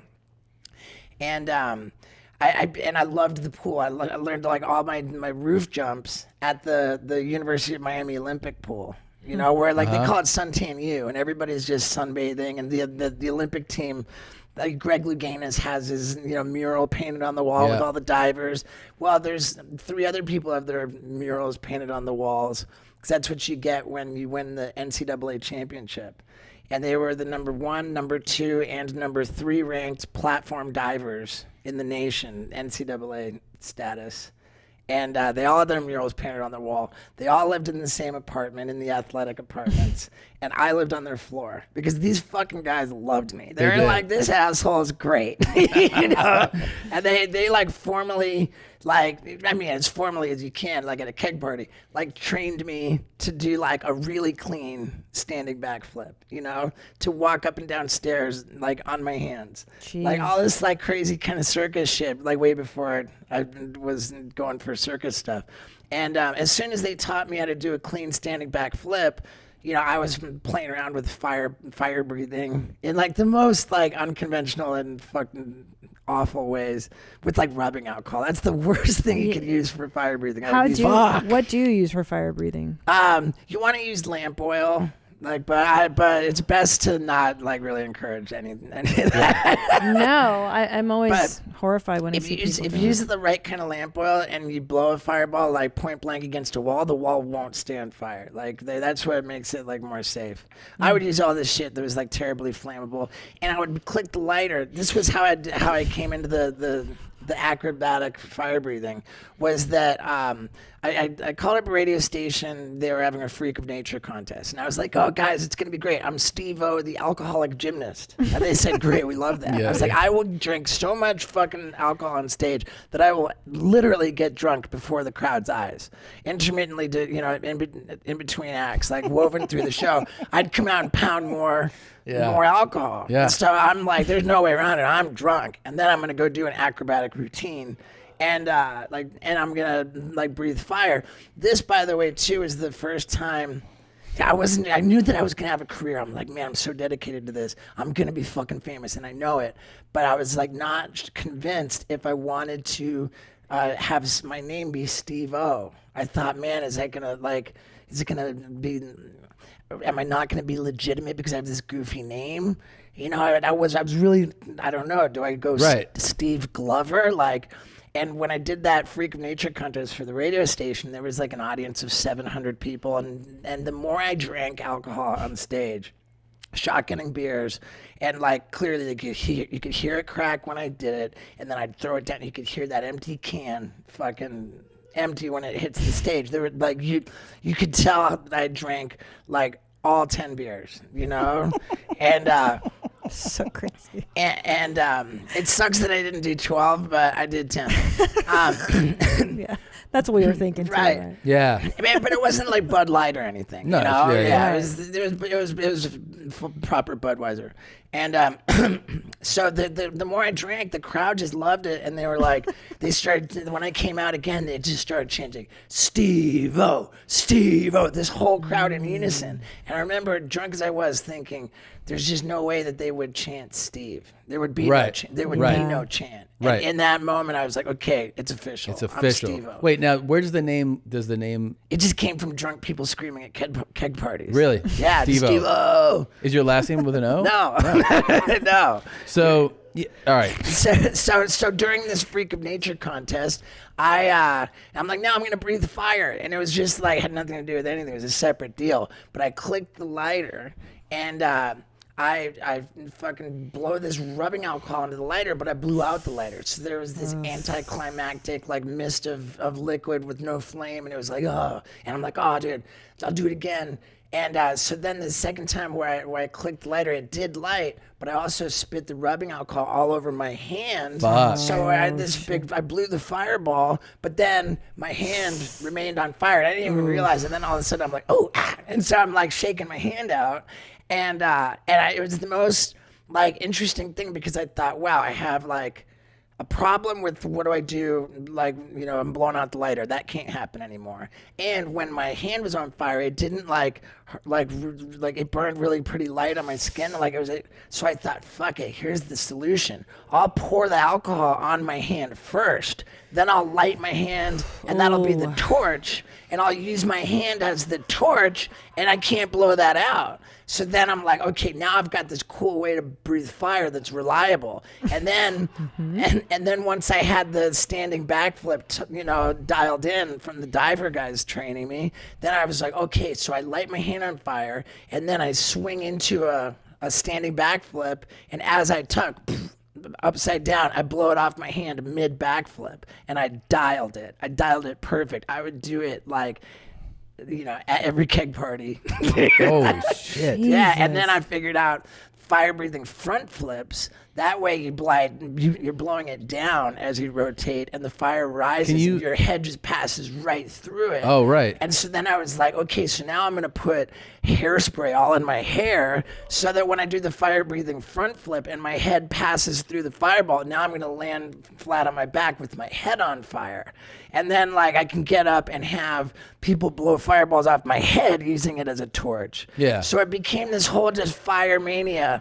And that was how I ended up burning the skin off half my face and becoming endeared to Big Brother. Yeah. Win-win. There is something. Win-win. It's it's a fascinating thing how you're saying how you don't have a crazy pain threshold, but you do have a high need for attention. Sure. I think there's also something fascinating about human beings where, when you're describing drinking 10 beers and doing crazy shit, it's inherently fascinating to watch that. Like if you told me right now in that room, you go through that door, this dude's gonna chug fucking 10 beers and do shit there's that part of you that knows it's destructive, but you're like, I want to see that shit, right? It's a train wreck. You want to see it. Yeah, you want to see crazy behavior. That was there's very few things that I consider myself world class at, but shotgunning beers was that your jam? Yeah. How hard? I think if there's anything because and I respect world class shit, Yeah, sure. And that was another thing with my diver buddies. These guys were distinctly world class. They were the best at landing in water as you can get. And when I would come to them with my new video, oh, check it out. Up 3-story, I'm like, dude, I found a pool that's only 4 feet deep. And I did a front flip off a 3-story building roof into that. Insane. And I'm 6 foot. And these guys, I just kind of developed because I would start off the balcony. I'd gradually work my way up and figure out how to hit the water and curve in. So I slide on the bottom of the pool. And not hit the bottom. Right. I kind of developed my own little thing. That might be the most dangerous thing you've ever done. Oh my God, I just broke my ass so fucking bad.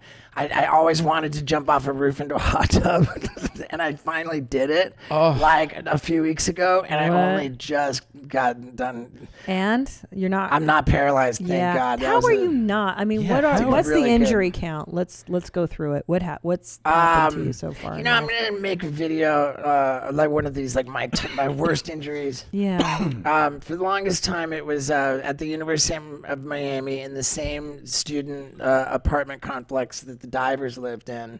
I was super drunk and on pills, and it was at a keg party, and I told this chick who I was trying to impress, I was like, I'm going to be this rad stunt man, and imagine this, a fight scene on a balcony, because we were standing on the balcony of the second floor, and I pretended to get punched and just threw myself off the balcony. In a way, I used to throw myself off that balcony all the time, and I had it pretty dialed in. But in this case, for the first time, while really drunk and fucked up, I was trying to pretend I was being punched, which was not protocol for how I would do it. And so I'd go over the railing, and I didn't I spun over the railing and off the second floor balcony, fell all the way to the ground below on the concrete and broke my skull. I say broke my skull. Really, what I did was I fractured my cheekbone, and I broke 7 teeth, and I had 10 stitches in my chin, and a broken wrist, and I would imagine a pretty solid concussion. So, can I ask you, when you've had these crazy injuries doing these things, is there ever, because everybody has very small versions of what you're talking about from like fucking around as a kid, right? You're like, I'm gonna jump off the couch into this thing, and then you're like, ow, that hurt. Yeah. So you fuck around, and then inevitably 99% of people are like, well, I'm never doing shit like that again. Right. Because Do you one ever tooth go, getting knocked out sucks. like from one of the big ones like that, and do you have the thought like, no, like or you don't even entertain that? I was pretty clear on what had gone wrong in that instance. So you're like, it's something went wrong, right? And I always would say just for fun, like what's your, people ask what's your worst injury? I'm like, oh well, I broke my skull and it has 7 teeth, and like, but that was back in 1995, and I was an idiot back then. All right, now I've got it together. Yeah, now I'm much more professional. The thing was that all of my like really bad injuries, it wasn't as much about doing stunts as had way more to do with being intoxicated. And I really determined that if I was gonna avoid trips to the emergency room, the best thing to do would be to put on all the protective gear, like when I sat down at the bar. Yeah, oh, right. Sit down at the bar, put on a helmet and pads and everything would have been. Because being fucked up must have like, I don't know, gotten you through a lot of these. Right? It got me caused them and then got through. Yeah. Wait, I want to ask you. So, did you know how to do a backflip at all before those guys? I began to teach myself standing on the side of the pool. The side of the pool, and I would do it up the diving board, and I was like, no, I want to learn how to do it on flat ground. So I would do it on the side of the pool, into the pool, but I had no rotation to make it. So then I went while I was like, hitchhiking cross country. I wasn't hitchhiking. I was traveling with a dude who had a van, but but we were in Colorado and there was snow, and so like one of these like generators, like like if it was for air conditioning or generators, something, big metal box in the parking lot, and I would do that off into the snow. And I started to dial it in a little bit, and I got good enough where I could do it off like a picnic table. But I needed to be a little higher up to get the rotation. And what it was the divers really taught me how to swing into it and do it, like tighten it up so that it was clean and I could do it on flat ground. And you could just do a standing backflip? Yeah. And can you still do that? I don't fuck with it too much anymore. Yeah. I mean, technically, yeah, but I'm not. Can I ask you one more that I wanted to ask? Sure. Was that? And sorry, but the real achievement with the backflip was that I figured out, and maybe you've seen this. There used to be part of my comedy show, like I called it the double back, and I would do it like at the end where I do like sort of a sexy dance a little bit, pull down my pants, take off my shirt, and on there I'm in my boxers with my hands up in the air. I thrust my hips back and forth, and then on the back swing, I jump up and open my legs and like clasp. So with no hands whatsoever, I thrust myself and jump up into a mangina. And once I land it, then I rip down the boxers to reveal the mangina. Right. It's pretty cool acrobatic thing. Yeah. I call it a double back. But I actually I invented the double backflip. Right. It's a mangina backflip. And landing that clean and still tucked. You feel like you're gonna rip your dick off.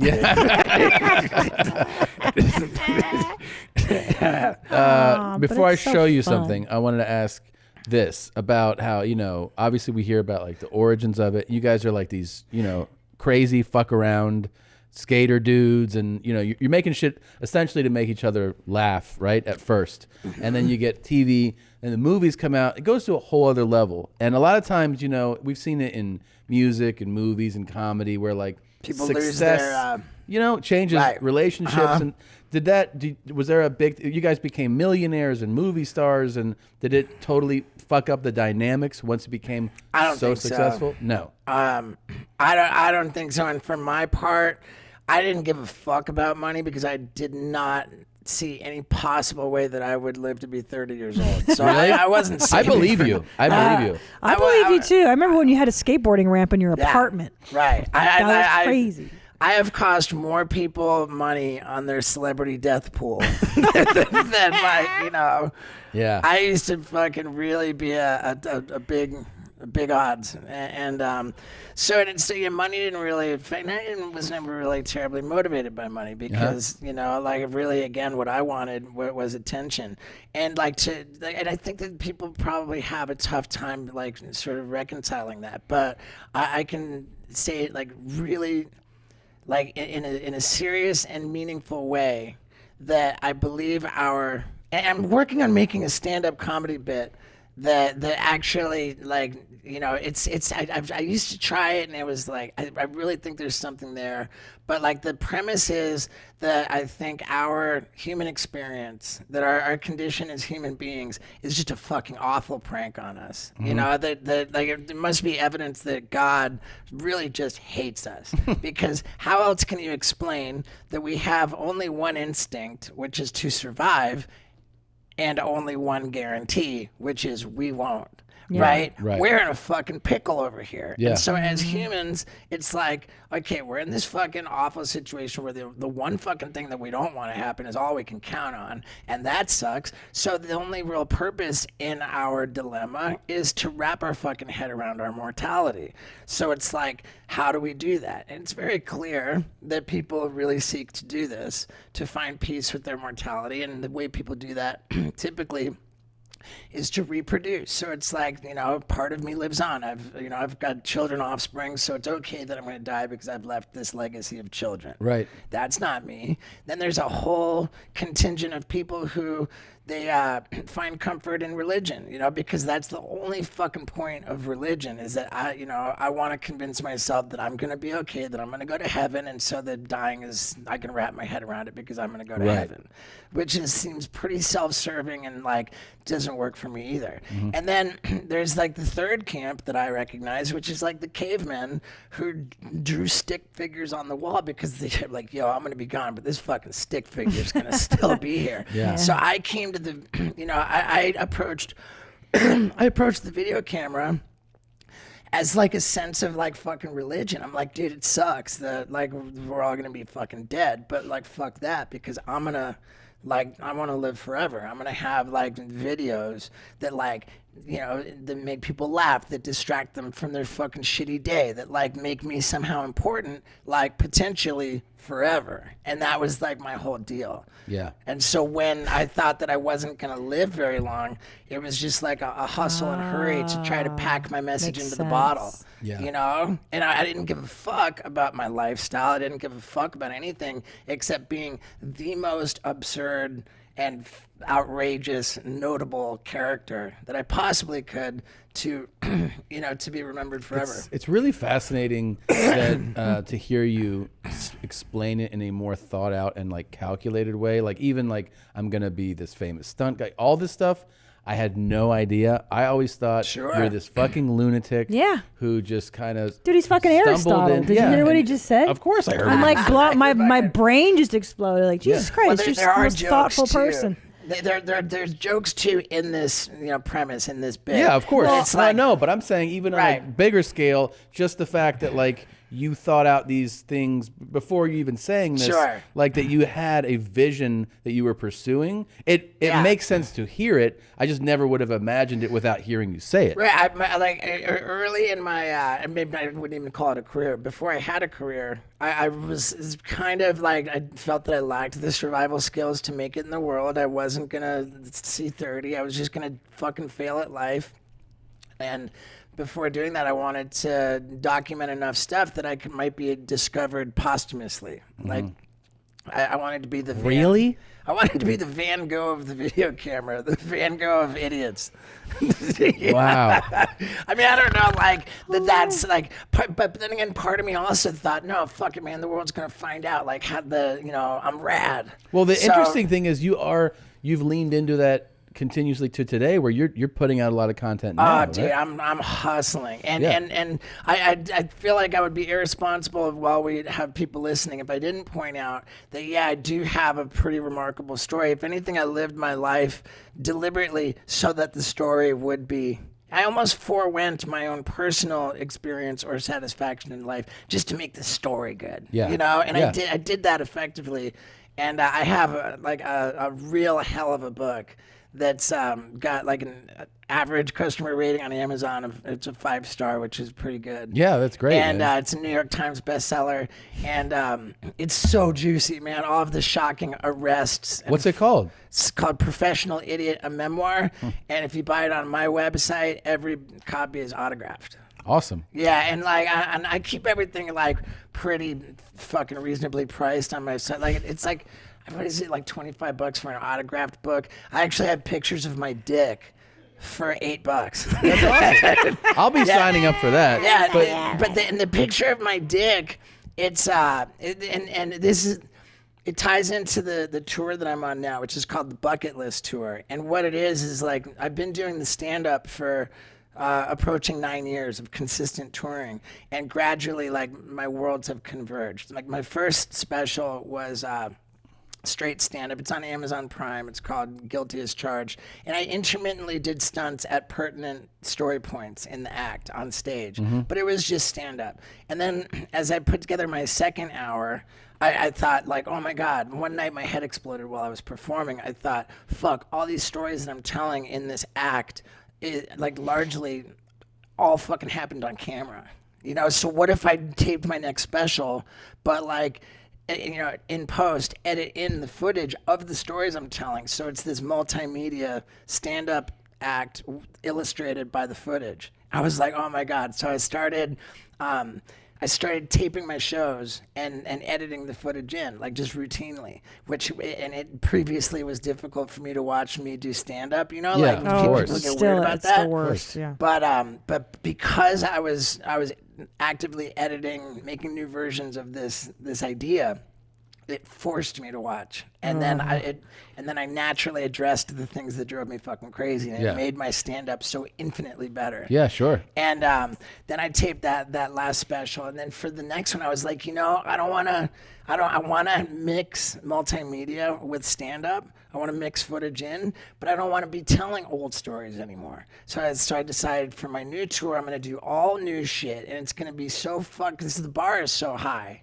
And when it's like to figure out what to do was not difficult at all, because I've had this list of stunts, which I call the bucket list, and it's just the bottom of the barrel shit that, like, the idea has been sitting there, but I never thought I never planned to go anywhere near, like the vasectomy Olympics. It was just absurd. Like, well, yeah, like, you know, I'll get on a horse and go galloping around bareback, like, after I get a vasectomy, you know, like, whatever. I did all this crazy shit, but there was like to take on trophy hunting. There was I thought, if I, like, these people, why do they murder the animals? Why not use tranquilizer darts and let the fucking thing wake up if you really want your douchebag photo with the corpse?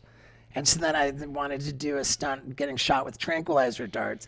And I was like, one of my buddies and I will go to the track and field, and it'll be like, on your mark, it's set, poof, and they shoot tranquilizer darts into our butt cheeks, at which point we sprint for distance. You know? Wait, you did this? Well, I ran into a problem with that because of the drugs that would be in the darts. Yeah. So, the trank darts? The trank darts, yeah. They're talking about ketamine and Halidol and Ativan. Like, shit that I love and I can't have. Right. So I was, and that put me in a position where I was like, fuck, the two things I care most about, which is my sobriety and attention. Sure. Like, at odds. And so I almost went crazy, but then it struck me that I've had so many surgeries in sobriety. So, you know, and so many, like, endoscopies, so many procedures where I got knocked out with general anesthesia, like, a bunch of times, and I've never relapsed over that. So I felt very comfortable changing the idea to the general anesthesia challenge, where I changed the plan to it's just me on a bicycle with an IV in my vein, and they plunged the general anesthesia drugs into the IV, which should give me like 10 seconds to fucking ride. Oh my God. Yeah, and so that I did. You did do that. Oh my God. And where can I see it? Yeah. On my tour. I had the footage. On the tour? Oh, on the because with with my bucket list show tour, it on the screen. It's an act about the whole stand-up act is just these ideas that are so fucking absurd that they're perfect for stand-up comedy. And after each bit, I screen it. Jesus. So one of the bits which I had on my list forever and I was so excited about was based on the premise that because women can paint their boobs and just cruise around like nobody's offended. Right. That I went straight to, I should be able to paint my dick and do whatever I want. Yeah. So I was like, okay, now, like, how do I do this? And I think, okay, painting my dick, like, what's the, I thought, okay, something with spandex, because, like, so then I thought, okay, the cyclist suit. The bit's going to be cyclist. So I put together this hardcore cyclist suit, and, with the helmet, the spandex shirt, 10-speed bike, but we painted on the shorts, right? My girl's a set designer, so she did this great job with this big gallon of black paint. And the bit was to go around and crash the bike in front of like random unsuspecting dudes in the street. So they see like this violent crash, and then they come over to reach their hand out and help me up, and I'm just laying there with my schlong, which is to me like super classic. I love it. Yeah, I loved it too. And I filmed it while I was still on probation, which was a hoot. But and before going, I'm all decked out, the paint job's done, we're ready to go, we got all the gear, and I got my girl to take a photo of me, like hoisting up the bike, just because I looked fucking so great. And so this photo, and I was just so proud of it, and I texted it to Johnny Knoxville, and like I'm all proud, and he writes back, "That's the smallest black dick I've ever seen." And it's like, so it worked out so genius because I didn't even think about it in that context. I was just like, because I had a blue span, it's like, just happened to use black paint. That's right. And so, so that very photo that I texted to Knoxville, we made it into a pen. Where like if you're writing, you remember the old pen? Yeah, where you turn those it are upside awesome. down, The the guy's underwear dick, goes away yeah. and you see the dick. Well, I made it so that the pen, I'm wearing like actual black shorts. Yeah. If you got it right set up, but if you turn it upside down, the shorts disappear, and you see my painted dick right there. Yeah, that's awesome. So beautiful. you can I'd like to buy that What were pen. people's reactions like when they would come? Would they laugh? Would they be upset? Were they weirded out? Oh. Or everything? When they came to help you up. They was like awkward. I got awkward. I got offended, but just get the fuck out of here because because that's my it's favorite not reaction. Yeah, I got not in this part of town, And where did you do it? Where did you do the bike I stunt? did downtown LA, You did? and I did Echo Park kind of. Oh wait, and a little bit in the Hollywood Hills. Will you throw the cans on real quick? I want to show you something. Yeah. First of all, let's see if you can But hear. yeah, the dick pic pen. I think it's eight Are you bucks. you're selling that? Oh, I'm gonna I have buy dick that. pic pens on SteveO.com. That's amazing. Yeah, we gotta get those. We gotta get a whole of them. bunch. Can you hear now? Is it in Yeah, there? I can Okay. totally hear. All right, I just want to know what you think of Oh, dear. this cool stunt. It'll be over here on this screen. Okay, Sorry, right gotcha. here. Oh, for fuck's sake.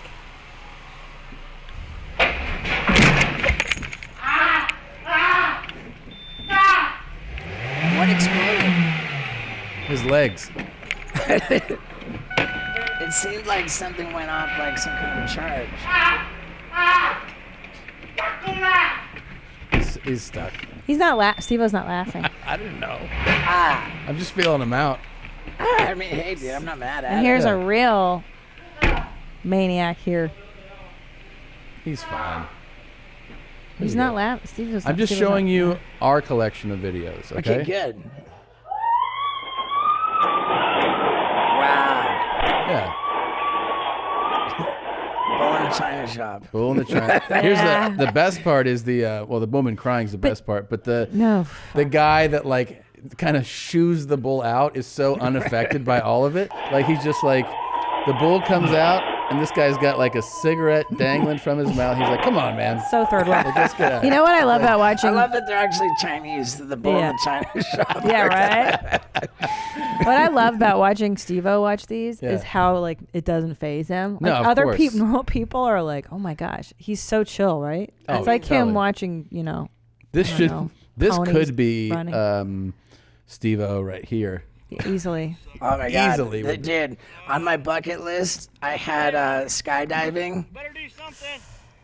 Like the whole thing about skydiving is that I'm for years, even maybe decades, I said, "Oh man, everybody does that shit. That's not a stunt. I'm not wasting my time with it." I said, if I ever go skydiving, because the first time you have to have a tandem dude strapped on your back, that I'm gonna be butt fucking naked and furiously jacking off.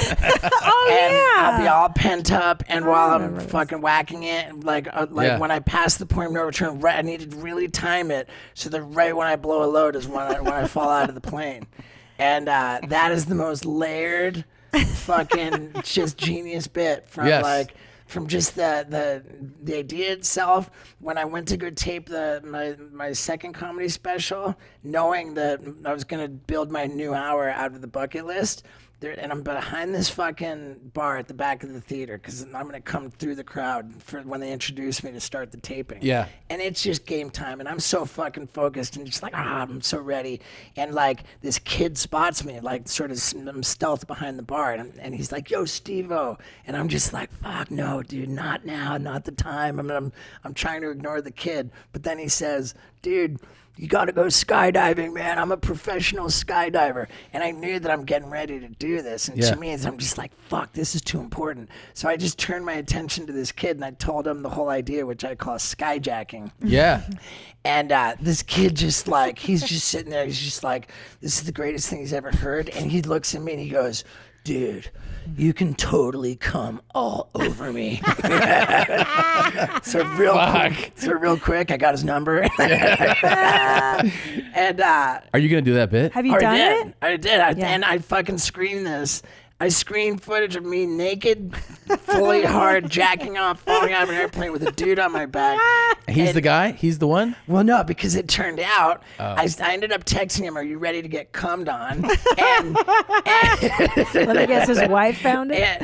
And this fucking kid, man, as sweet as he was, he let us get all into the planning fucking stages when he breaks the news that he didn't actually have his tandem license. Oh. No. And I'm like, you fuckface. So idiot. then, thank God it worked that way, because the bit just becomes so much more layered and beautiful. Yeah. Because now we're calling up skydive companies. And you're like, "Can we come on you?" Right. Right. I got my road manager, co-producer, calling up. "We got this great idea. We really think it's gonna bring a lot of attention to your business." We called 15 fucking companies that did not want that attention. Really? Yeah. So then I go on my social media and I put this video message out. It's, "Hey everybody, I'm looking for licensed tandem instructors to film a stunt with." Yeah. Just to film a stunt with, like, contact my dude. So then my dude's like, "Yo, like that was like a 24-hour Instagram story."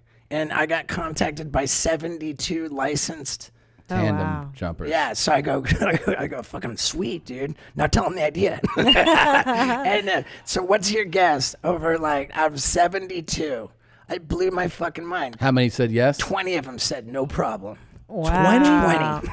20 guys were willing to so catch now we him. got to narrow it down. Were they to all which- men? I think so, yeah. I believe so. So now we have to narrow it down to all fucking 20, or which of the 20 to do it with. And this one fucking guy, he's all like, "Please let me be the one." It's like, so, oh boy. like, it's like, which is a red flag, but it's also hilarious. And the guy was super polite and sweet, and he explained that he works at a company called Skydiving, which is just in Northern California, super convenient. Mm-hmm. And they hold the fucking world record for the most naked jumps. Oh, so it's like in their lane, So kind of. they're all over this, and they want this all over them. Did he get hard? Like while he did not get hard, no, but he was very supportive. He was? Yeah. And your jizz just went flying everywhere as you're jumping out of the It plane? was the wind caught it. Not a drop landed in the plane. So wait, But I hadn't fallen out of the plane yet. I just got my wiener out into the wind, and the wind caught it and blasted it into the slow motion camera that was mounted on the side of the plane. Wow. Which was like just a full brunt fucking money shot.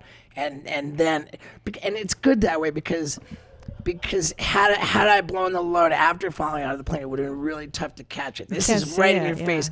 If it was in 3D, you'd be like wiping the jizz off your nose. You're on the precipice of and then jumping, right? Like I mean, jump.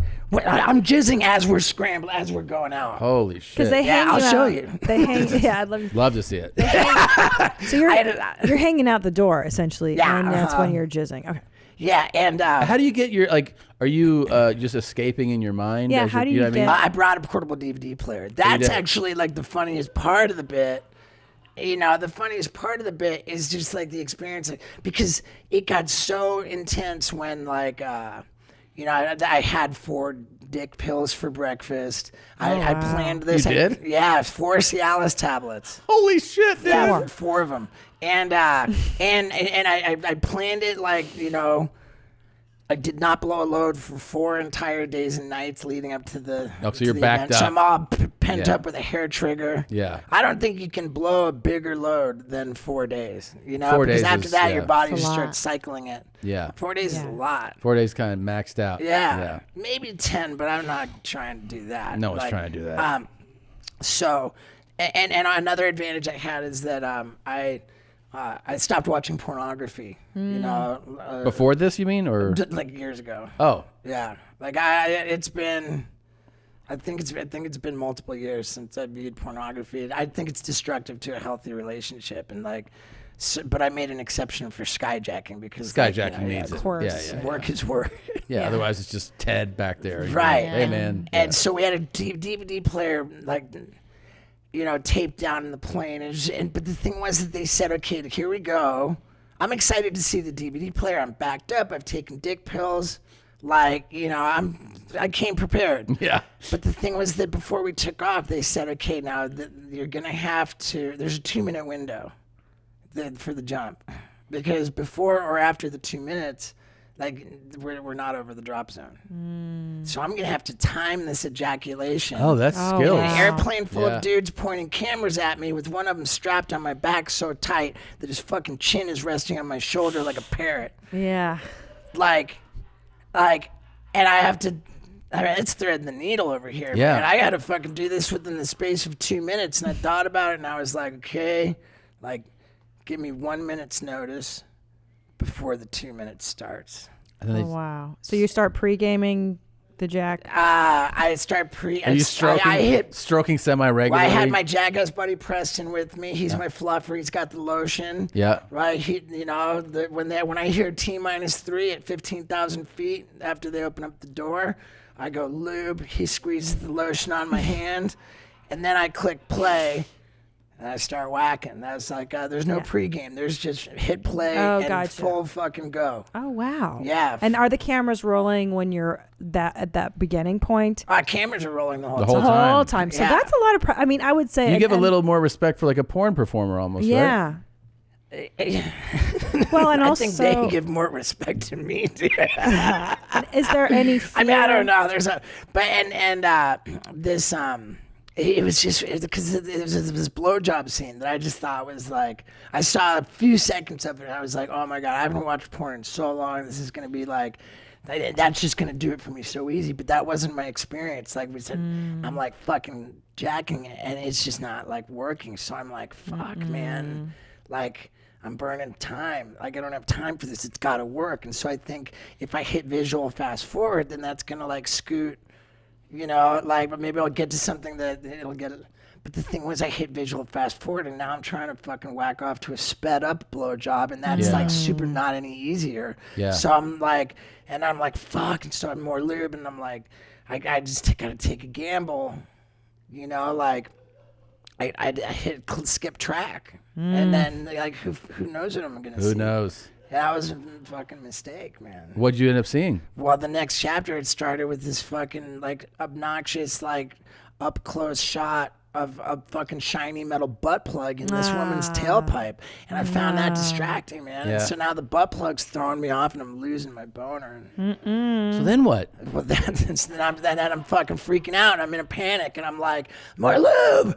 So I scream lube fucking 18 times, you know? And I'm like, whack, whack, whack, lube, and skip track lube. I'm all over the place. It turned into fucking chaos.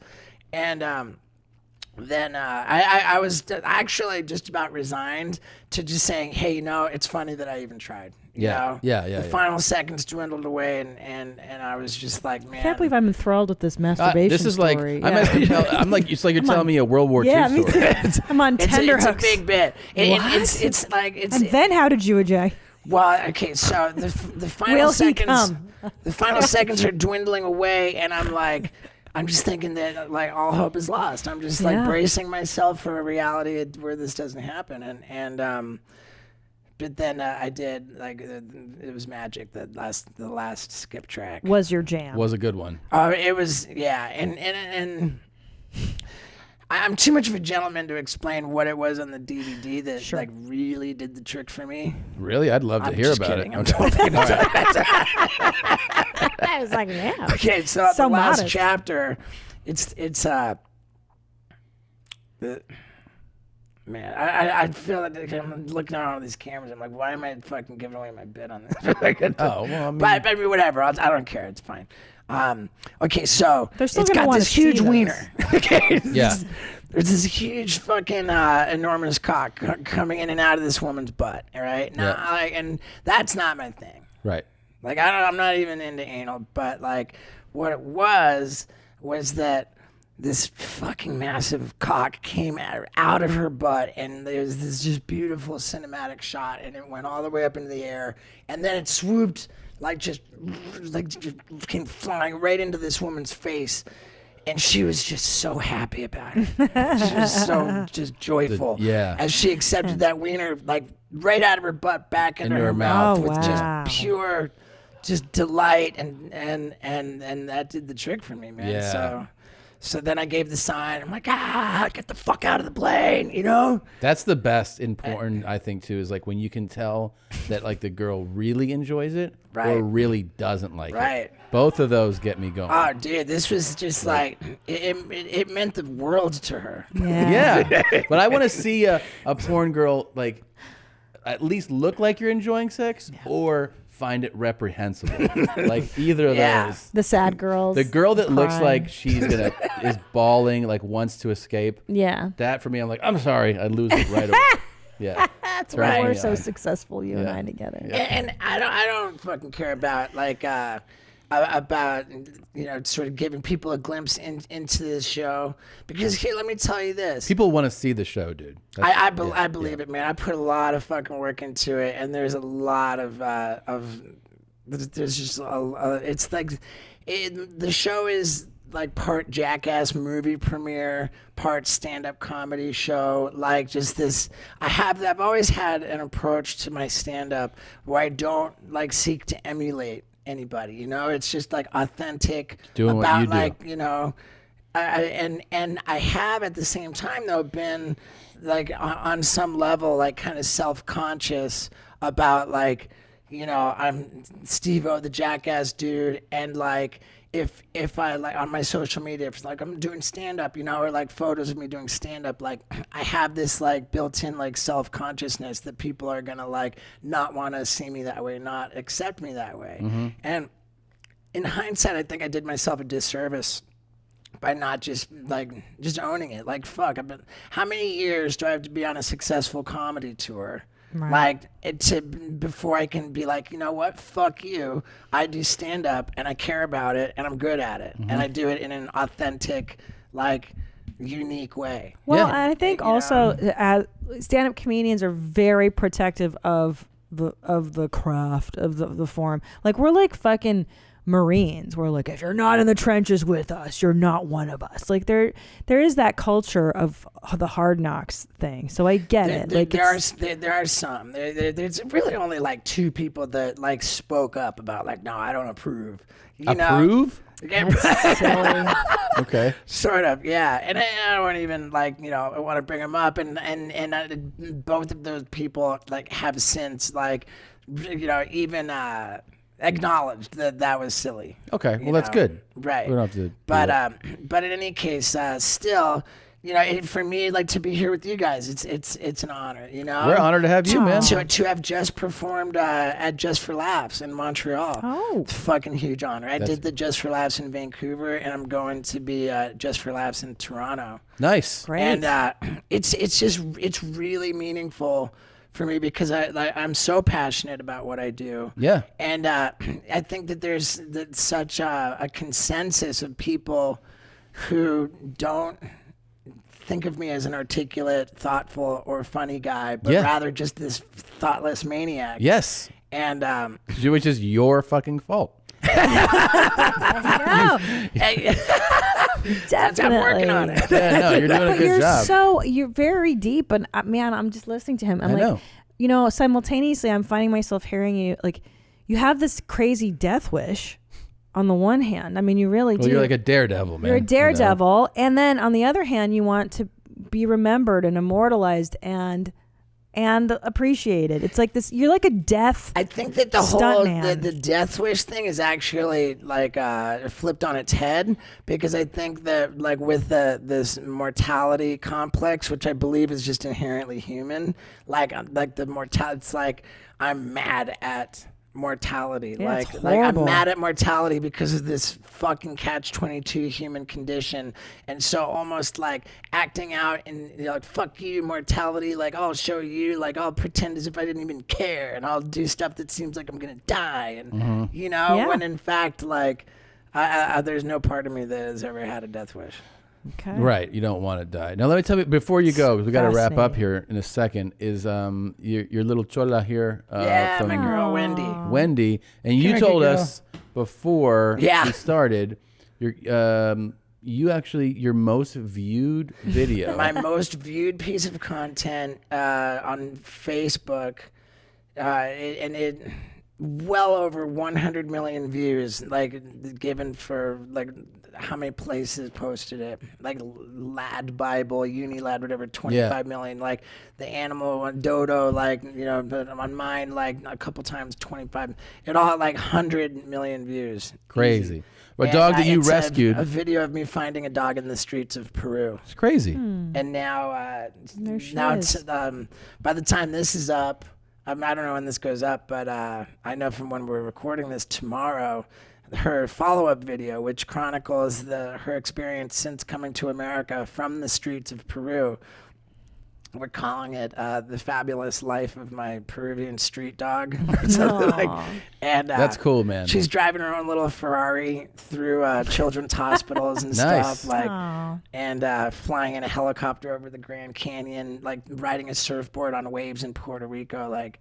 We've been to 4 different countries, 21 different states. She's got her own bit on my bucket list tour. Yeah. Where it's a pretty classic bit where I make fun of service dog vests. Like it's really cool. She's a sweet dog, man. She's so sweet. I wouldn't put the service dog vest on her or travel with her if she wasn't so perfectly suited for it. She's never made a sound in public. She's never peed in a hotel room or on an airplane. Like, wow. She's and people can watch the follow-up on your YouTube channel? Yeah. Which is YouTube. And like the hub for all things SteveO is SteveO.com. There's all the links to any social media that you type it in. I'll have the little verification check mark. This Wendy video will be exclusively on YouTube, embedded on my website, and it'll pop up on Facebook at some point down the road. Cool. This has been a real treat to talk to you. Hey, man. thank you, man. Yeah. It's I'm also working on getting my own podcast going too. Nice. Good, you should. Good. Yeah, I felt like self-conscious and I felt like reluctant to sort of jump on the bandwagon. Like in my mind, I'm like, fuck, every fucking asshole has a podcast. like you know, like of course not you guys, because I've promised myself many times is I'm going to make a rule. If I haven't heard of the podcast, no, I won't be on your fucking podcast. But I haven't heard of it, no. Yeah. But then you got all your buddies and you do it for, largely the most annoying question can be like, dude, will you do my podcast? For sure. Because so many people have it, and I'm like, I don't want to jump on the bandwagon. But what I was able to wrap my head around it, because I said, if I have an angle on it, then it'll make sense to me. But so if I got a camper van and outfit it as a traveling podcast studio, I could have conversations with guests as we went to go get into some kind of activity, which would really open it up and give me an angle. Yep. And my experience has been that it's just stopped. Do the YouTube shit where like it's great YouTube content. Do a podcast where it's a podcast, and don't try to mix the two because you're making like lesser versions of both. Got you. By That's like smart. by driving around, trying to do a podcast. Yeah. You limit the podcast, and like if you're gonna go do awesome shit, just do the awesome shit. Do Yeah. it separate. So I'm finally just looking to get the right deal with the podcast thing. You're a smart guy, dude. I could tell. I mean, Well, I you're appreciate doing that. Thank you're doing you. a lot of very, you're smart. You're creating content. You're giving people what they want, and it's very cool, man. I I like it. appreciate that a lot, man, and I do owe it to sobriety, man. Like, I know a lot of people who have been letting a lot of years slip through their fucking fingers. Sure. And I'm so grateful that I personally suffer from alcoholism so badly that like there was zero question. It was black and white. Like for me, like it got so bad, I absolutely had to address it. Yeah. And I think that it would be a living fucking hell to just have alcoholism bad enough that it doesn't have to urgently stop. It can continue.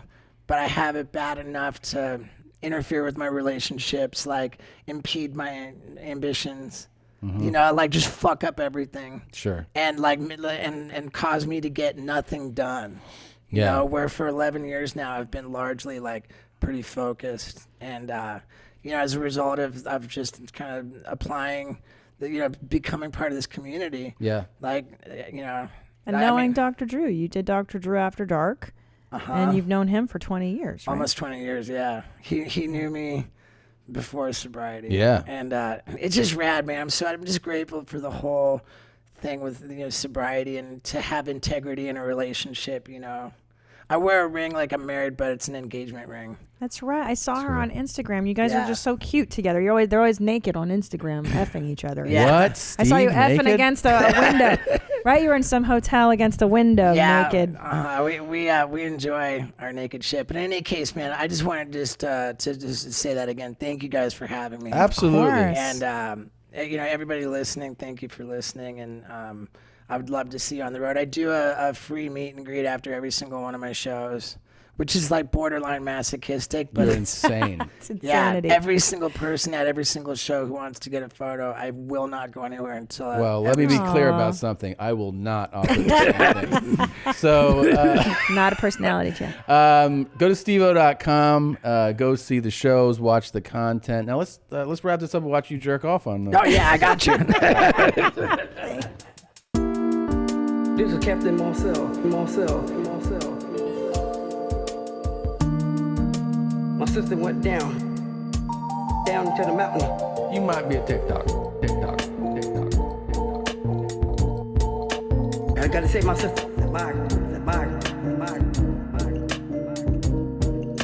Tell everybody I'll be back. I need to back up.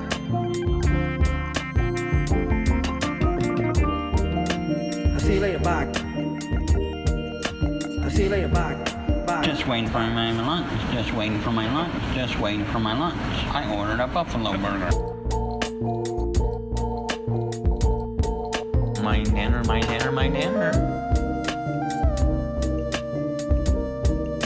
I ordered a buffalo burger. My dinner.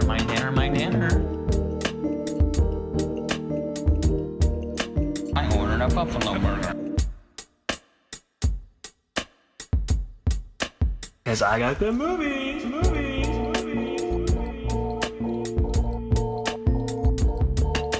Okay, guys, we're gonna do a guy acting like a cow.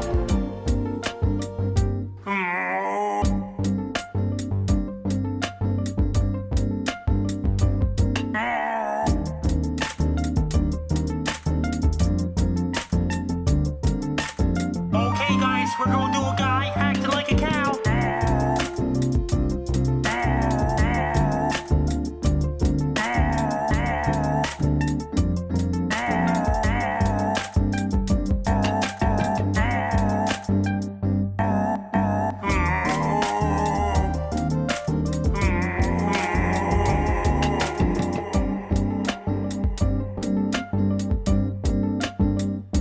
for watching that fucking dog.